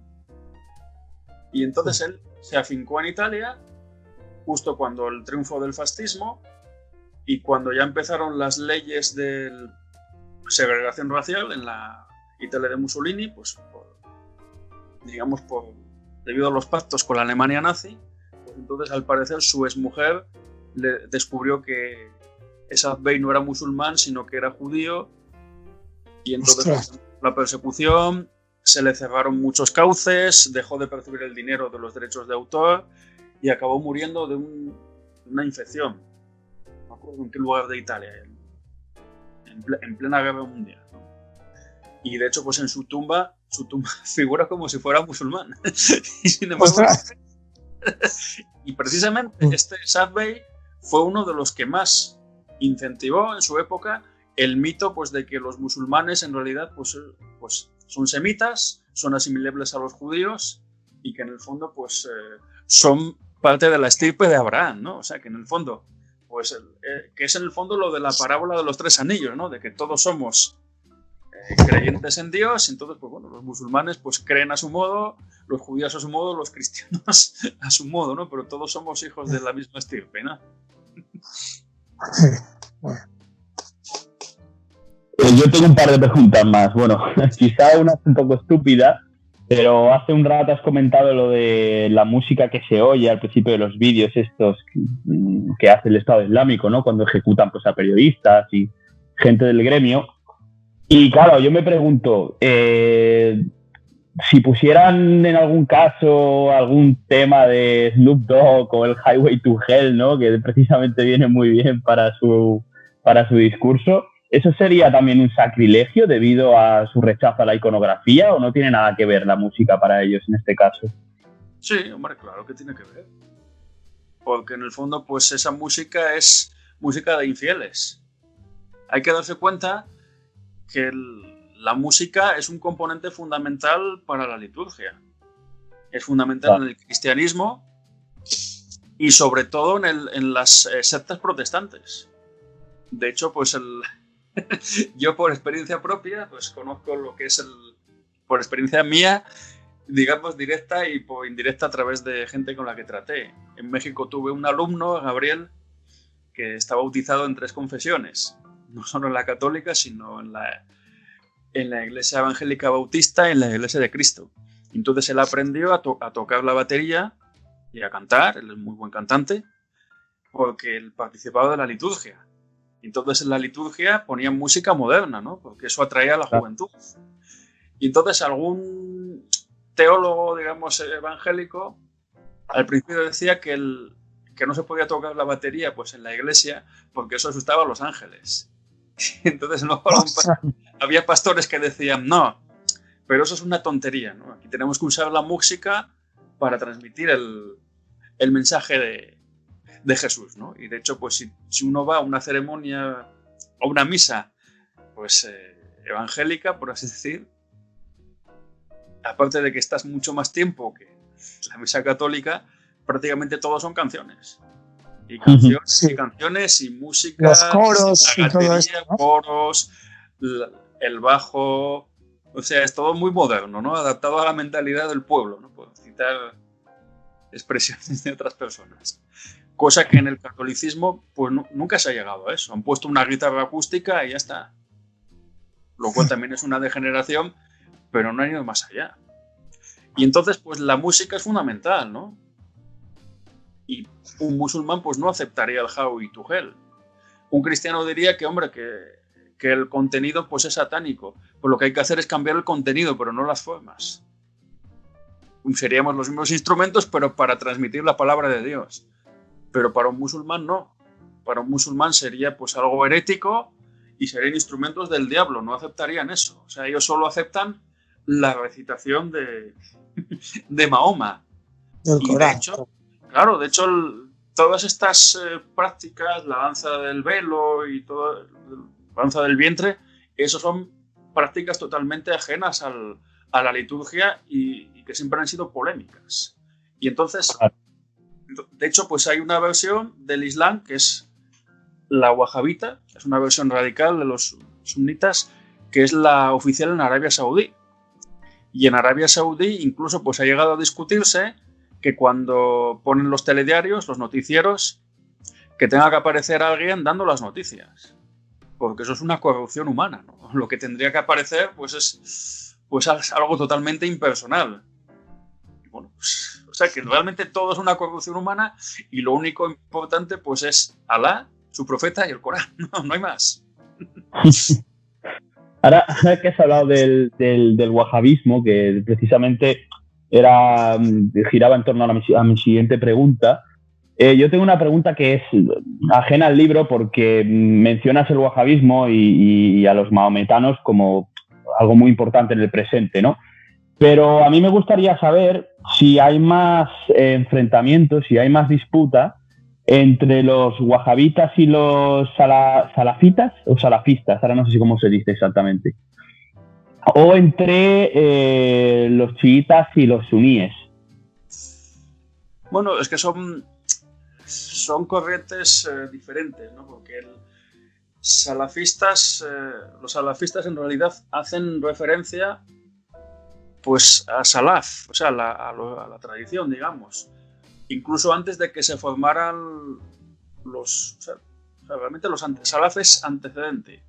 Y entonces los salafistas acuden pues a las primeras fuentes del Corán, o sea, ni siquiera pues atienden a la distinción entre chiitas y sunnitas, que sería pues unos años posterior, sino que ellos buscan directamente los antecedentes, porque la lucha entre musulmanes que habría venido después pues es una suerte de corrupción, ¿no? De hecho, pues había en el norte de África pues había varios grupos salafistas que acabaron integrándose en Al-Qaeda y digamos que tenían otra tendencia diferente. Luego, pues, como digo, se integraron en la organización de Bin Laden un poco por tener más fuerza, ¿no? Por aquello de que la unión hace la fuerza. Pero yo creo que, aparte, tenemos la lucha entre chiitas y sunnitas, que se ha mantenido durante mucho tiempo. No hay que olvidar pues la guerra que hubo entre Irán e Irak pues en los 80, ¿no? Sobre todo a raíz del triunfo del Ayatollah Khomeini, de la revolución islámica del 79. Entonces, pues la guerra entre Irán e Irak pues tuvo que ver también, y fue alentada por Arabia Saudita y otros, los Estados Unidos también, por supuesto, fue alentada para debilitar a Irán, ¿no? Lógicamente. Y a su vez, pues luego cuando Irak cae, pues los iraníes aprovechan el caos para meter mano ahí también, ¿no? Y de hecho, pues el Estado Islámico de Irak y Siria fue alimentado con fondos saudíes también un poco pues para atacar en Oriente Medio pues a Irán, ¿no? Un Irán que se acabó dotando de la bomba atómica y que pues es una amenaza, ¿no? Entonces, bueno, pues realmente las tendencias en el Islam, como digo, pues han estado siempre muy enfrentadas. A veces son más diversas de lo que parece, aunque hay dos grandes grupos, si acaso pues incluir un tercero como derivación de los sunitas, que son los wahabitas. Pero luego todo eso está mezclado con unas cuestiones geopolíticas, ¿no? De fronteras entre estados, que son luego las que verdaderamente influyen, ¿no? Pues en la guerra en Siria, pues unos apoyan pues a Al-Assad, que por cierto, pues Al-Assad pues era el que lograba que hubiera tolerancia religiosa en Siria, aunque luego pues Al-Assad utiliza pues a este grupo, ¿cómo se llama? Hezbollah, que es el partido de Alá, o el partido de Dios, que son chiitas y financiados por Irán pues para atacar a Israel o atacar en otros lugares. Y luego pues a su vez los norteamericanos son aliados preferentes de Arabia Saudita. Y bueno, pues durante la continuación de la política de Bush por Obama, de la Revolución Democrática Global, pues se produjeron pues los apoyos a las llamadas primaveras árabes, que lograron barrer toda una suerte de regímenes afines a Occidente para poner otros regímenes fundamentalistas islámicos, ¿no? O sea, una política desastrosa, pero que bueno, que está ahí, ¿no? Es como una especie de círculo vicioso. Hombre, es que al final no hay manera de librarse de eso, ¿no? Pues los países pues tienen sus aliados y sus preferencias y muchas veces van por encima pues de si unos son los buenos y otros los malos, ¿no? Eso no nos importa, ¿no? Como decía Kissinger, pues a los que apoyamos son unos hijos de puta, pero son nuestros hijos de puta, ¿qué le vamos a hacer? No, es verdad. Muy buena, es buenísima. Claro. Vi la entrevista de Kissinger, sí, que subió hace poco Daniel López en su Facebook, buenísima. Sí. Claro, no hay que olvidar, a propósito de esto que estoy diciendo, y de las alianzas en Oriente Medio, pues que Rambo 3, la tercera parte de Rambo, está dedicada a los gloriosos talibanes que estaban combatiendo en Afganistán contra la Unión Soviética. Talibanes que luego Estados Unidos tuvo que combatir, ojo. O sea, realmente Estados Unidos mantuvo viva la llama del fundamentalismo, pues como una palanca pues en la Guerra Fría. No olvidemos tampoco, que este es un detalle poco comentado, que en la guerra de Kosovo, en la primera guerra de los Balcanes y luego también en la de Kosovo, acudieron mujahidines, es decir, combatientes provenientes de Irán para ayudar a que surgiera un Estado musulmán independiente en Europa. Que son cosas que no han sido comentadas o que se tenían por anecdóticas, pero que a medida que ha ido avanzando esta historia, pues han ido tomando otro cariz, ¿no? Pues es como lo de Blas Infante, ¿no? El padre de la patria andaluza, que en los años 20 del siglo pasado se convirtió al Islam. Pues bueno, pues eso en su momento pudo parecer una extravagancia, ¿no? Pero hoy día, pues que digas que el padre de la realidad nacional andaluza, ¿no? Como se le llama hoy día, según el estatuto, pues que digan que es un musulmán, con la que tenemos encima, pues no es una cosa precisamente neutra, ¿no? Pues, si dices, además, como decía Blas Infante, que el pueblo andaluz pues es un pueblo de origen musulmán sometido por los cristianos que vinieron del norte, pues ojo con lo que estás diciendo. Claro, que parecen tonterías, pero luego te das cuenta de que no lo son. Y a medida que avanza esta historia, pues vas viendo que cosas que parecían anecdóticas, pues en realidad son sustanciales al asunto, ¿no? Que simplemente estaban tapadas por otras cuestiones pues relativas al comunismo o a lo que se quiera, o a la liberación de los pueblos del tercer mundo y esas cosas, el derecho de autodeterminación, pero que una vez que se acaba la Guerra Fría, pues ves que eso no eran pues epifenómenos o anécdotas, sino que eran manifestaciones muy claras de algo que venía de muchos siglos atrás.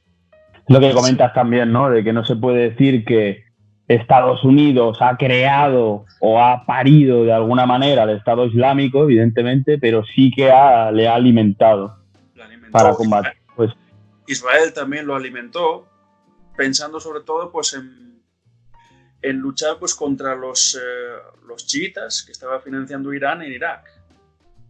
Lo que pasa que como eso del Estado Islámico pues se desmandó, como Obama pues estaba financiando pues a unos musulmanes moderados supuestamente que no estaban en más que la mente de los analistas americanos, pues eso lo que ha provocado es un caos en Oriente Medio que luego pues al final ha obligado pues a cerrar esas cosas, ¿no?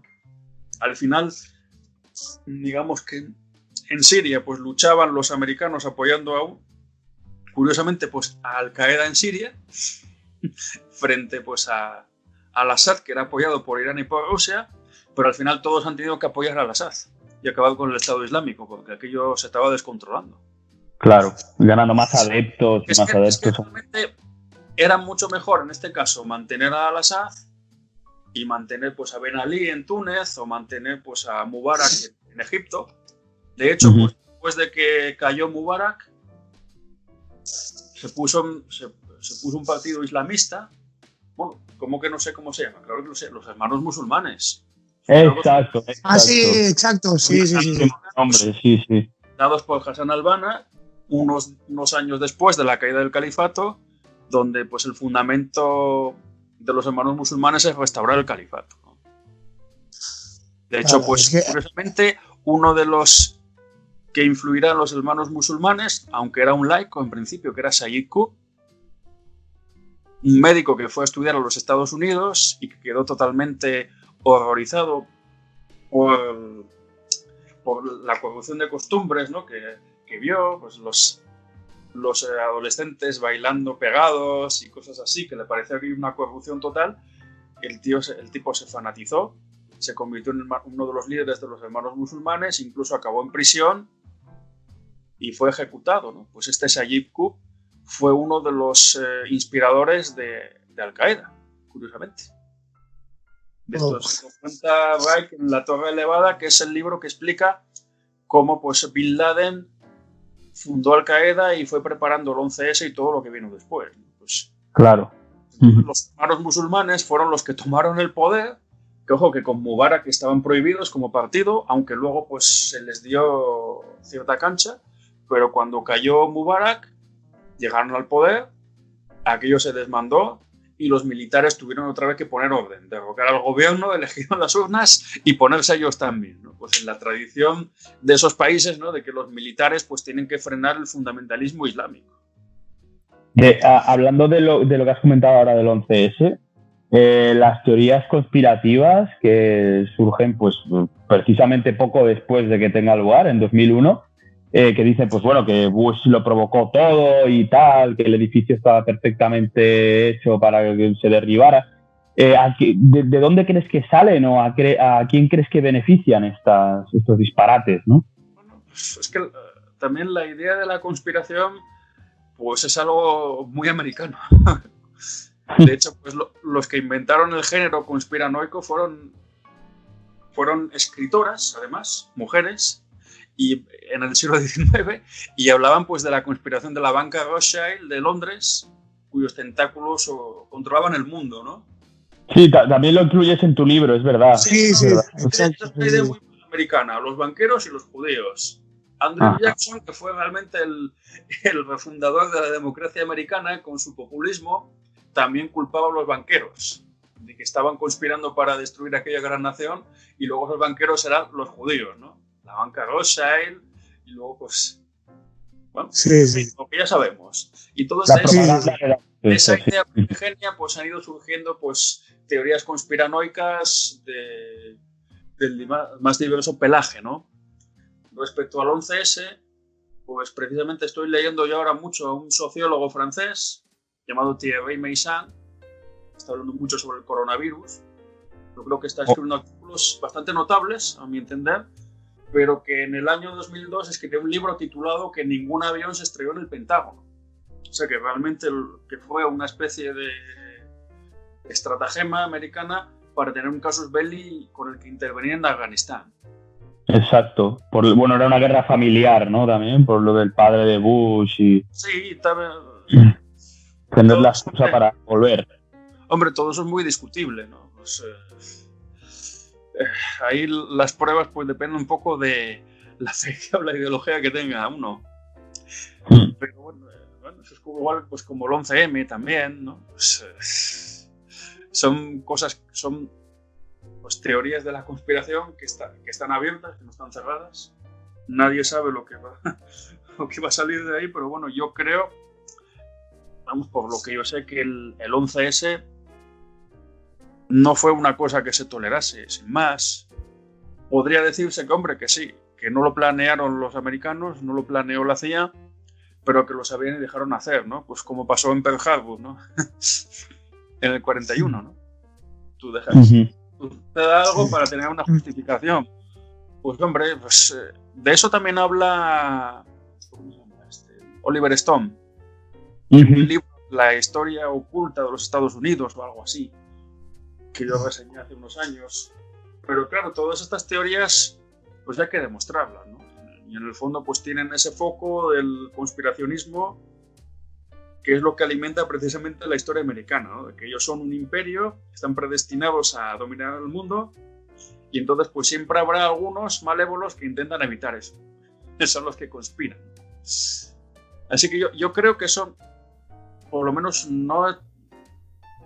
Si es verdad, que eso habrá que demostrarlo, no tiene nada que ver pues con certezas, digamos, jurídicas, por así decir, ¿no? De una verdad judicial, sino que más bien tiene que ver con una fe analítica, ¿no? De que crees que efectivamente pues hay una conspiración que dirige el mundo, lo cual pues ya es mucho decir.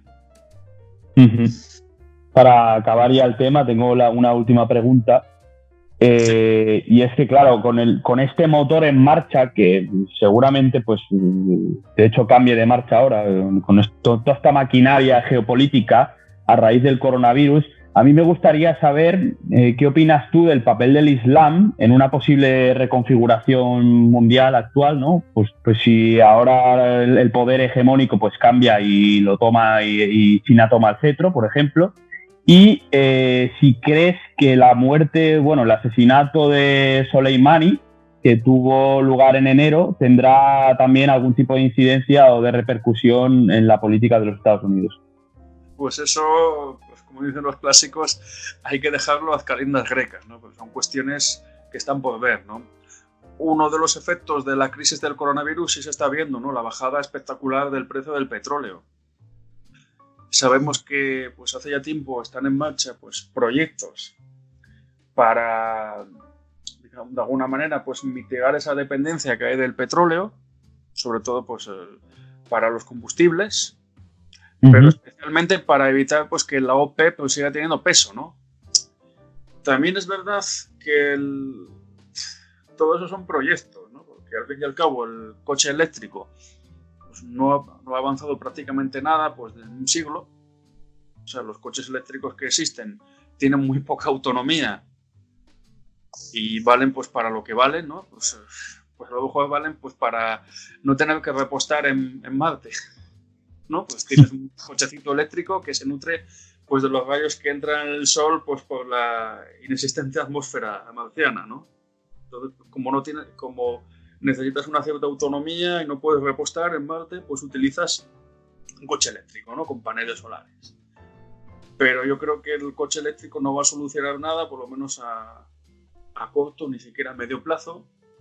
Y Estados Unidos, no lo olvidemos, tiene unas reservas estratégicas muy grandes. Creo que allá por mediados de los años 80 se decía pues, que en unos 30 años aproximadamente pues, que las reservas de petróleo en Estados Unidos se agotarían, ¿no? Si seguían a ese ritmo, ¿no? Porque los americanos ya sabemos que lo han hecho todo lo grande y en los años 60 y 70 pues gastaban petróleo con sus Mustang de 400 caballos, ¿no? Como esos que salían a todo gas, ¿no? Que se ponían a competir pues, los protagonistas con otra gente, con coches actuales, Mitsubishi, y contra Mustang americanos que tenían 400 caballos y decían, uff, para ganar a esto, ¿cómo vamos a hacer? Pero esos son los coches que usaban los americanos y aquello pues provocaba pues un gasto en combustible inmenso, ¿no? Luego, pues a raíz de la crisis del petróleo y de su agudización, todo eso fue quedando en el olvido como pues una cosa de coleccionistas, ¿no? Y los motores se han reducido en cilindrada y en consumo.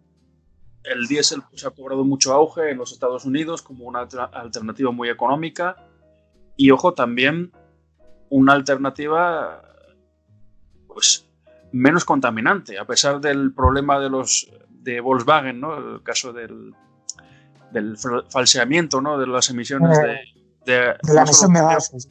No solo de CO2, sino de óxido nitroso, que por lo visto pues la legislación americana es mucho más estricta en ese aspecto, pero que vamos, que ahora mismo los americanos tienen petróleo todavía para dar y tomar. O sea, incluso a pesar de que la cosa está bajo mínimos, ellos podrían utilizar sus reservas estratégicas, según los casos, para meterlas en el mercado. Claro, en este caso, no, si metes más petróleo, pues igual tampoco sirve, ¿no? Porque la demanda está muy baja.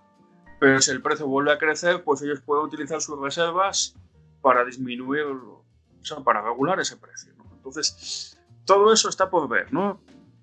Está claro que el mundo musulmán pues tiene ahí esa baza que se está intentando mitigar el tema del petróleo, buscando alternativas.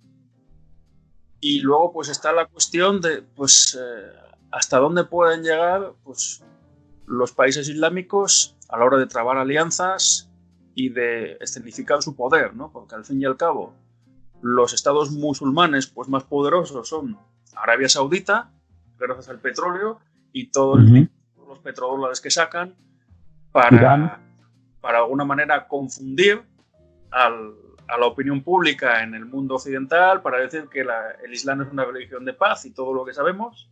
Irán, ¿no? La República Islámica de Irán, desde la época de Khomeini, el proyecto es convertir a ese país, que es realmente el núcleo del chiismo, en una potencia militar. Y esos son realmente los dos focos fundamentales del mundo musulmán, ¿no? Los estados musulmanes poderosos. Luego pues está la idea de islamizar el mundo, ¿no? Los famosos mapas que sacaba el Estado Islámico, donde todo estaba cubierto de negro, ¿no? Sí. Sí. Prácticamente el Media África, Asia. Pero esos son lugares donde históricamente estuvieron los musulmanes. Ojo. Pero claro, todo esto a día de hoy pues no se sabe en qué puede parar. Oriente Medio pues sigue siendo un lugar muy convulso. Las cosas no están claras. Las fronteras producto de la descolonización trazadas con escuadra y cartabón pues siguen siendo artificiosas. Y el futuro lógicamente no está escrito. No sabemos lo que puede pasar ni hasta dónde puede llegar el auge del mundo musulmán. De momento lo que sí sabemos es que pues, Europa pues, sigue, digamos, paralizada o idiotizada. Tomemos el ejemplo de los musulmanes a los que se permitió en un pueblo de Cataluña, ¿no? Una localidad de Cataluña se les permitió salir sin respetar distancia social. Sí, en el Vendrell. En el Vendrell, sí, exacto, aquí al lado. No la distancia social ni el confinamiento, se les permitió salir sin más. Incluso pues había una circular del Ministerio del Interior donde la Guardia Civil no debía multar a los musulmanes. En Lérida ocurrió también, para apuntarlo así, en el ayuntamiento de Lérida, que aquí le llaman la paería, también les permitió hacer porque era el primer día del ayuno, creo, un viernes, hace 2 semanas. Hay que darse cuenta pues de las contradicciones de que aquí se les permita eso y sin embargo pues en el mundo musulmán se obligase a respetar pues las medidas de salubridad, por lo menos unas medidas mínimas de distancia social, de celebrar el Ramadán cada uno en su casa sin aglomeraciones, y sin embargo aquí se les tolera. Wow. Esa es la paradoja, ¿no? Es una pasada, ¿eh? Es que no sé, yo me quedo helado, ¿eh? Es algo increíble, ¿no? Y luego pues se les permite construir sus mezquitas. En España tenemos la mezquita de la M30, en Cataluña debe haber también alguna mezquita. Lo hacen todo por recolecta, ¿no? Creo que no es por dinero público. Ellos van recolectando. No, ellos recolectan, pero reciben muchos fondos de Arabia Saudita. Ah, claro. Vale, Aunque también es verdad que esto es un detalle que con el libro descubrí yo. Bueno, no era solo con el libro. Aunque sí es verdad que los métodos más modernos de reclutamiento de terroristas islámicos, de yihadistas, no tienen que ver con las mezquitas, curiosamente. A propósito pues, del salafismo, hace años también yo estuve consultando cosas de cómo los salafistas reclutaban en el norte de África pues, a sus mujahidines, y lo hacían sobre todo entre la juventud de las zonas marginales de esos estados, sobre todo en Argelia. Claro. Ellos acudían a la juventud y acudían con un mensaje moralizante, diciendo que tú tienes que hacer algo por tu familia, ¿no? Tú tienes que ayudarles, tienes que hacer algo por ellos, y tú puedes ser alguien poderoso y tener mucho dinero alistándote con nosotros. Claro, que buscaban a gente necesitada, ¿no? Gente que... Los de Estado Islámico han logrado reclutar a más gente también por medio de Internet, sobre todo, por sus vídeos promocionales.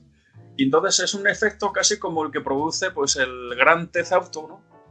Ese videojuego donde tú puedes controlar puedes asaltar, puedes robar, conseguir armas, robar coches, hacer lo que te dé la gana. Pues yo creo que provoca un efecto pues, similar al que tienes cuando juegas a eso, ¿no?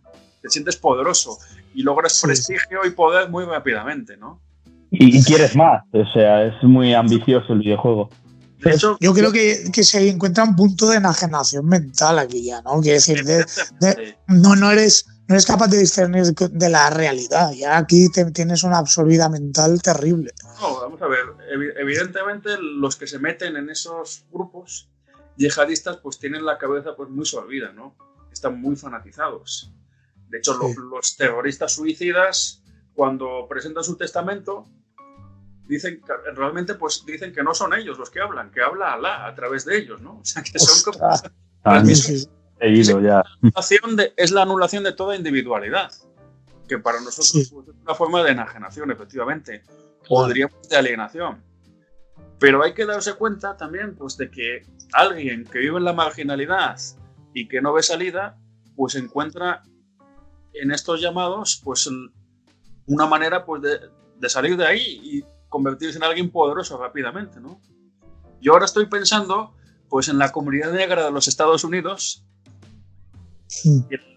Bueno, son muy poquitos, en realidad son unos 30 millones aproximadamente de 330 que hay ahora. De hecho, pues estamos viendo en las noticias cómo son los más damnificados por la crisis del coronavirus, porque como no tienen seguro médico y algunos pues viven en zonas muy marginales, pues no tienen nada que hacer, ¿no? Mientras que los ricos pues se van a confinarse, pues yo que sé, a Long Island, ¿no? Por poner un ejemplo.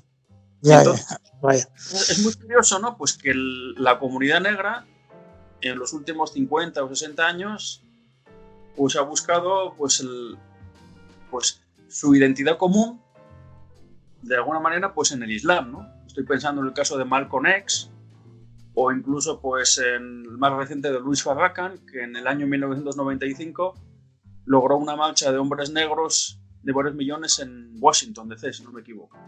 Bueno, Muhammad Ali, a nivel deportivo y mediático. Los Panteras Negras, pero claro, en este caso, la identidad del negro consiste en no ser blanco. Exacto. Y no ser blanco, pues es no solo ser negro, sino también ser hispano o ser musulmán. Claro. Es una identidad frente pues al que es el opresor, digamos, histórico, ¿no? Sí, al grande, sí. A mí me hace mucha gracia, ¿no? Cuando tú ves esos videoclips de los cantantes negros, sobre todo los raperos, cuando ellos presentan la vida de lujo, pues como un gran salón de una gran mansión, con velas, con un pollo de estos que se sirven en bandeja, que recuerda mucho pues a las plantaciones americanas del siglo XIX, ¿no? Es como si los amos se hubieran huido y entonces los negros, como si esto fuera Viridiana de Buñuel, pues se meten ahí a comer las sobras, ¿no? Entonces ellos han logrado el poder que tenían los negros, los blancos, que consiste en ponerse ahí en su lugar, ¿no? Pero que no tienen esa mentalidad, digamos, del americano medio de ponerse a trabajar y ganar dinero. No, ellos quieren el dinero fácil y eso se logra pues traficando con drogas, robando, haciendo música, aunque a veces la música es una tapadera, ¿no? Y estaba pensando yo ahora, bueno, de hecho hace poco vi varios reportajes sobre este rapero Tupac Shakur. Si no hubiera pasado de ser un pandillero, un delincuente normal, pues si no hubiera tenido esas ideas de las Panteras Negras y bueno, y también pues ideas revolucionarias, por así decir, inculcadas por su padrastro, ¿no? Que fue miembro del Partido Comunista en los Estados Unidos. De hecho, Tupac reconoció que cuando estuvo en la cárcel leyó a Stalin, leyó a Sun Tzu, El arte de la guerra y demás. Y por lo visto, Tupac tenía la idea de fundar un partido político que incluyera a todas las minorías, dice. O sea, un partido que no solo de negros, sino de hispanos y otros. Pero claro, eso en los términos de Estados Unidos de entonces, con la marcha de Farrakhan reciente, eso era invocar a la nación del Islam, o sea, era un partido moro. Y seguramente, pues, en la conspiración que acabó con la muerte de Tupac, tuviera que ver precisamente esas ideas que manifestó poco antes de morir, ¿no? Por cierto, Tupac que hablaba también de conjuras, ¿no? Decía que los Illuminati le estaban persiguiendo y que le iban a matar. Sí, es verdad, sí, lo decía mucho. Illuminati, ¿no? Entonces, pues, esa también es otra fuente para estudiar, ¿no? Pues el Islam en los Estados Unidos y su influencia en la comunidad negra, ¿no? Y el Black Power, pero bueno, esos son temas, como digo, pues para estudiar. Precisamente quería dar pie a la conclusión. Y es que, claro, viendo todas las herramientas de reclutamiento para la yihad que puede tener el Estado Islámico, bueno, lo que sería, pues, como comentas bien, el Daesh, ¿no? Que es como algo peyorativo para ellos. Sí, Daesh es un acrónimo en árabe del Estado Islámico de Irak y Siria, pero que pronunciado, pues suena como a los que están entre la multitud, o sea, suena algo vulgar, despectivo, ¿no? Pues, al vulgo, ¿no? Por decirlo de alguna manera. Suena algo despectivo, suena multitud, muchedumbre, pero no como algo organizado, ¿no? Entonces ellos no querían que se les llamase Daesh. Ellos preferían eso, lo de ISIS, o ISIL, Estado Islámico de Irak y Levante. O sea, no querían lo de Daesh. Pero bueno, esos son particularidades. Aquí, en conclusión, yo lo que quería sacar de todo lo que hemos estado hablando es si cree usted que a largo plazo esto en Europa va a erradicar en un problema serio, porque bueno, ya supongamos que ya es evidente que es muy difícil su adaptación a nosotros. Por lo tanto, entendemos que va a haber una sublevación ante el Islam, o sea que vamos a tener un problema serio a largo plazo. De hecho, ya en varios países se está teniendo. Suecia es un caso muy peculiar porque ellos también, durante los años 80, admitieron inmigrantes, sobre todo pues musulmanes, y en Suecia pues las estadísticas de los últimos años reflejaban un promedio de violaciones mucho más alto, violaciones de mujeres, me estoy refiriendo, un promedio muchísimo más alto que el promedio europeo, ¿no? Por así decir.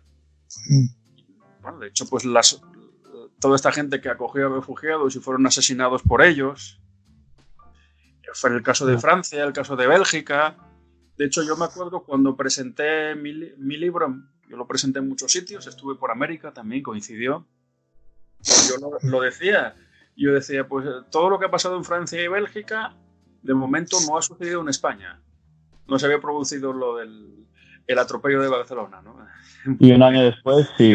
Yo decía, espero que esto sirva de lección para que en España no sucedan estas cosas. Claro, es que Francia y Bélgica, pues por la descolonización, pues admitieron muchos inmigrantes.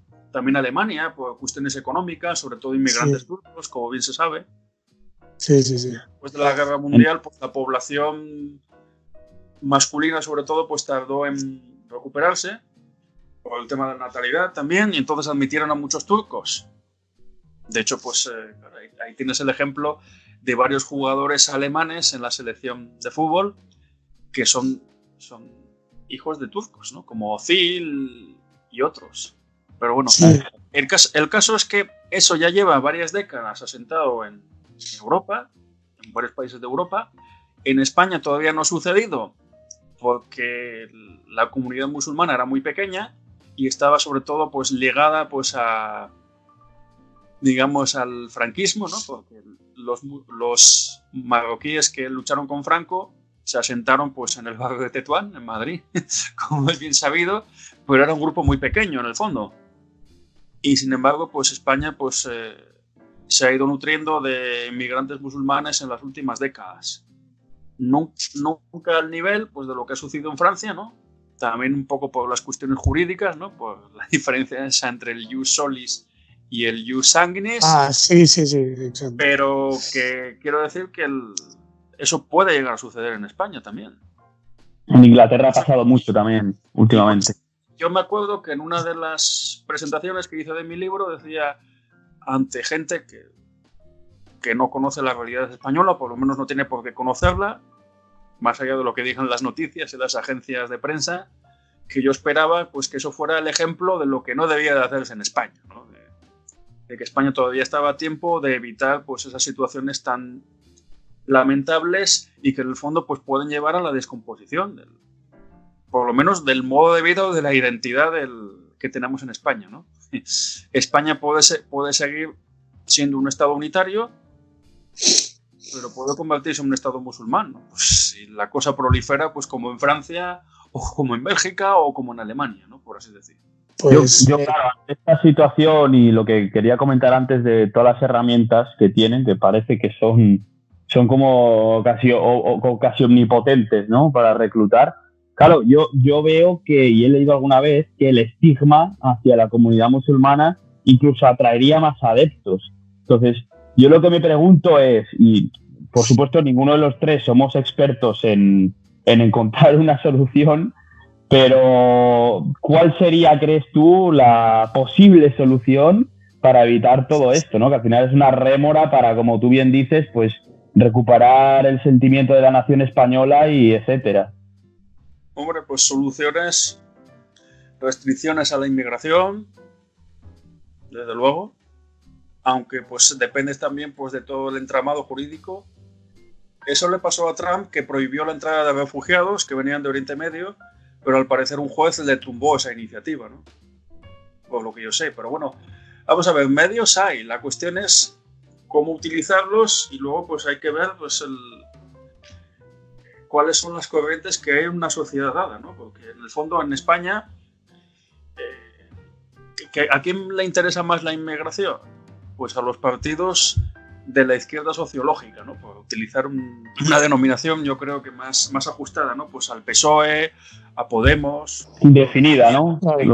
Bueno, que estén unidas Podemos. O sea, porque en el fondo ellos ven ahí pues un vivero de futuros votantes, ¿no? Porque Ellos saben que el prestigio de la izquierda, aunque se mantiene, pues lógicamente después de tantas décadas de desgobierno socialista, ¿no? De que el PSOE pues es incapaz de encontrar fórmulas de gobierno que no solo le distingan de la derecha sociológica, por así decir, del Partido Popular, sino que permitan mejorar sus políticas, ¿no? Permitan que después de un gobierno socialista pues España no entre en crisis o en barrena, ¿no?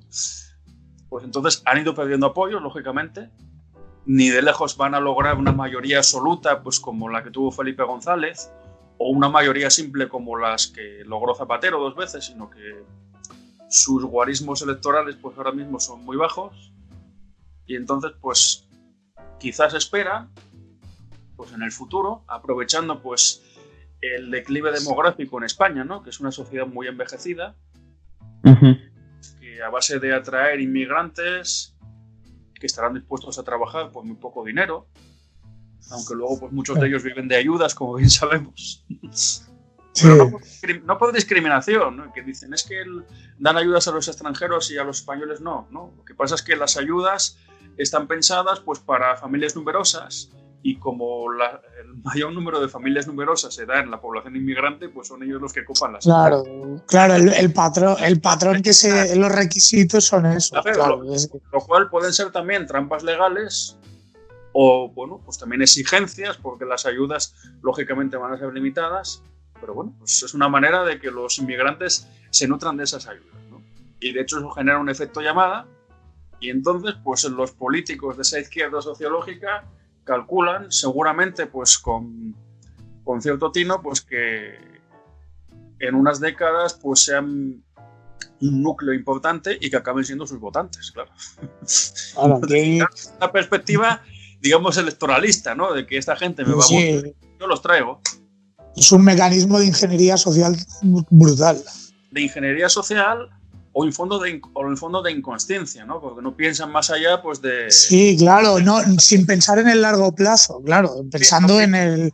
Claro, no piensan en las consecuencias que sí las ve el ciudadano de a pie, de que, yo qué sé, pues un pueblo de Cataluña pues se llene de musulmanes.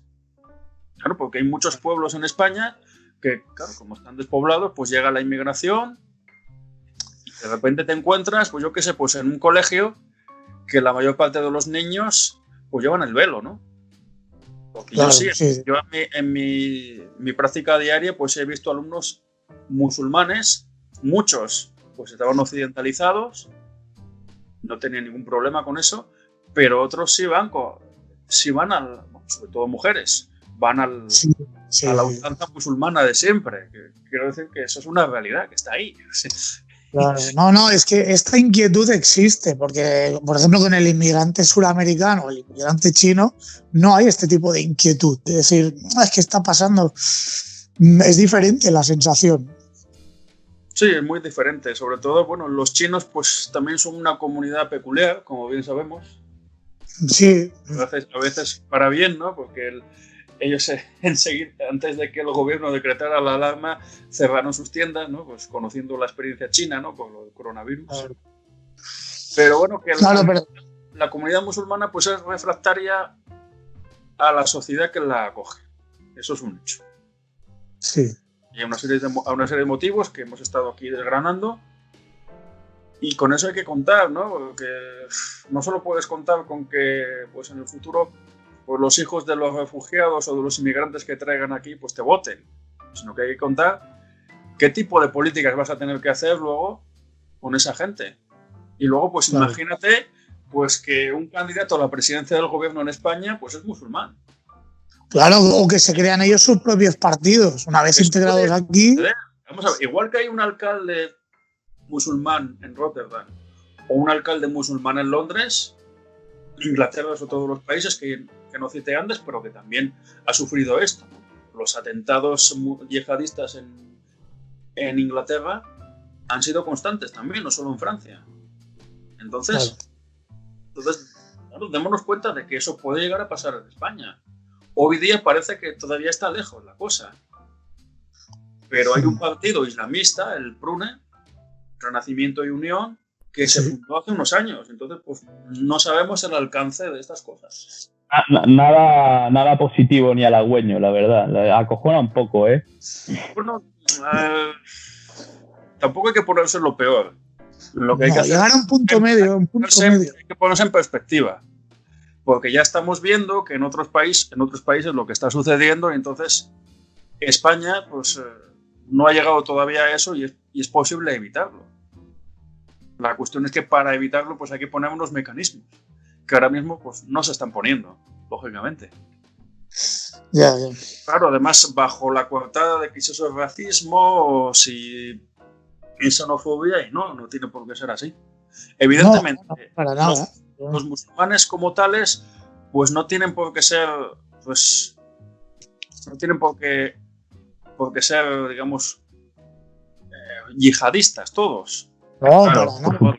Pero ¿qué pasa? Pues que son intolerantes. No toleran pues que se ponga un menú halal en el comedor del colegio, no toleran que la gente beba alcohol, ni toleran nuestras costumbres, y eso genera un problema.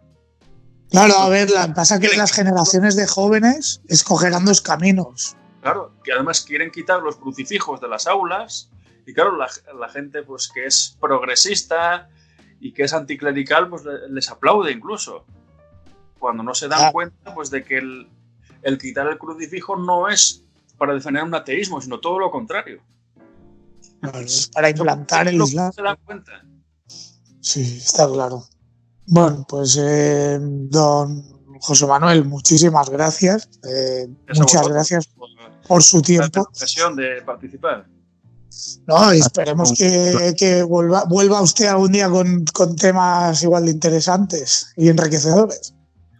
Pues nada, encantado de estar aquí. Muchas gracias. Bueno, Andreu, muchas gracias a ti también. Hablamos. Y a ti. Adiós.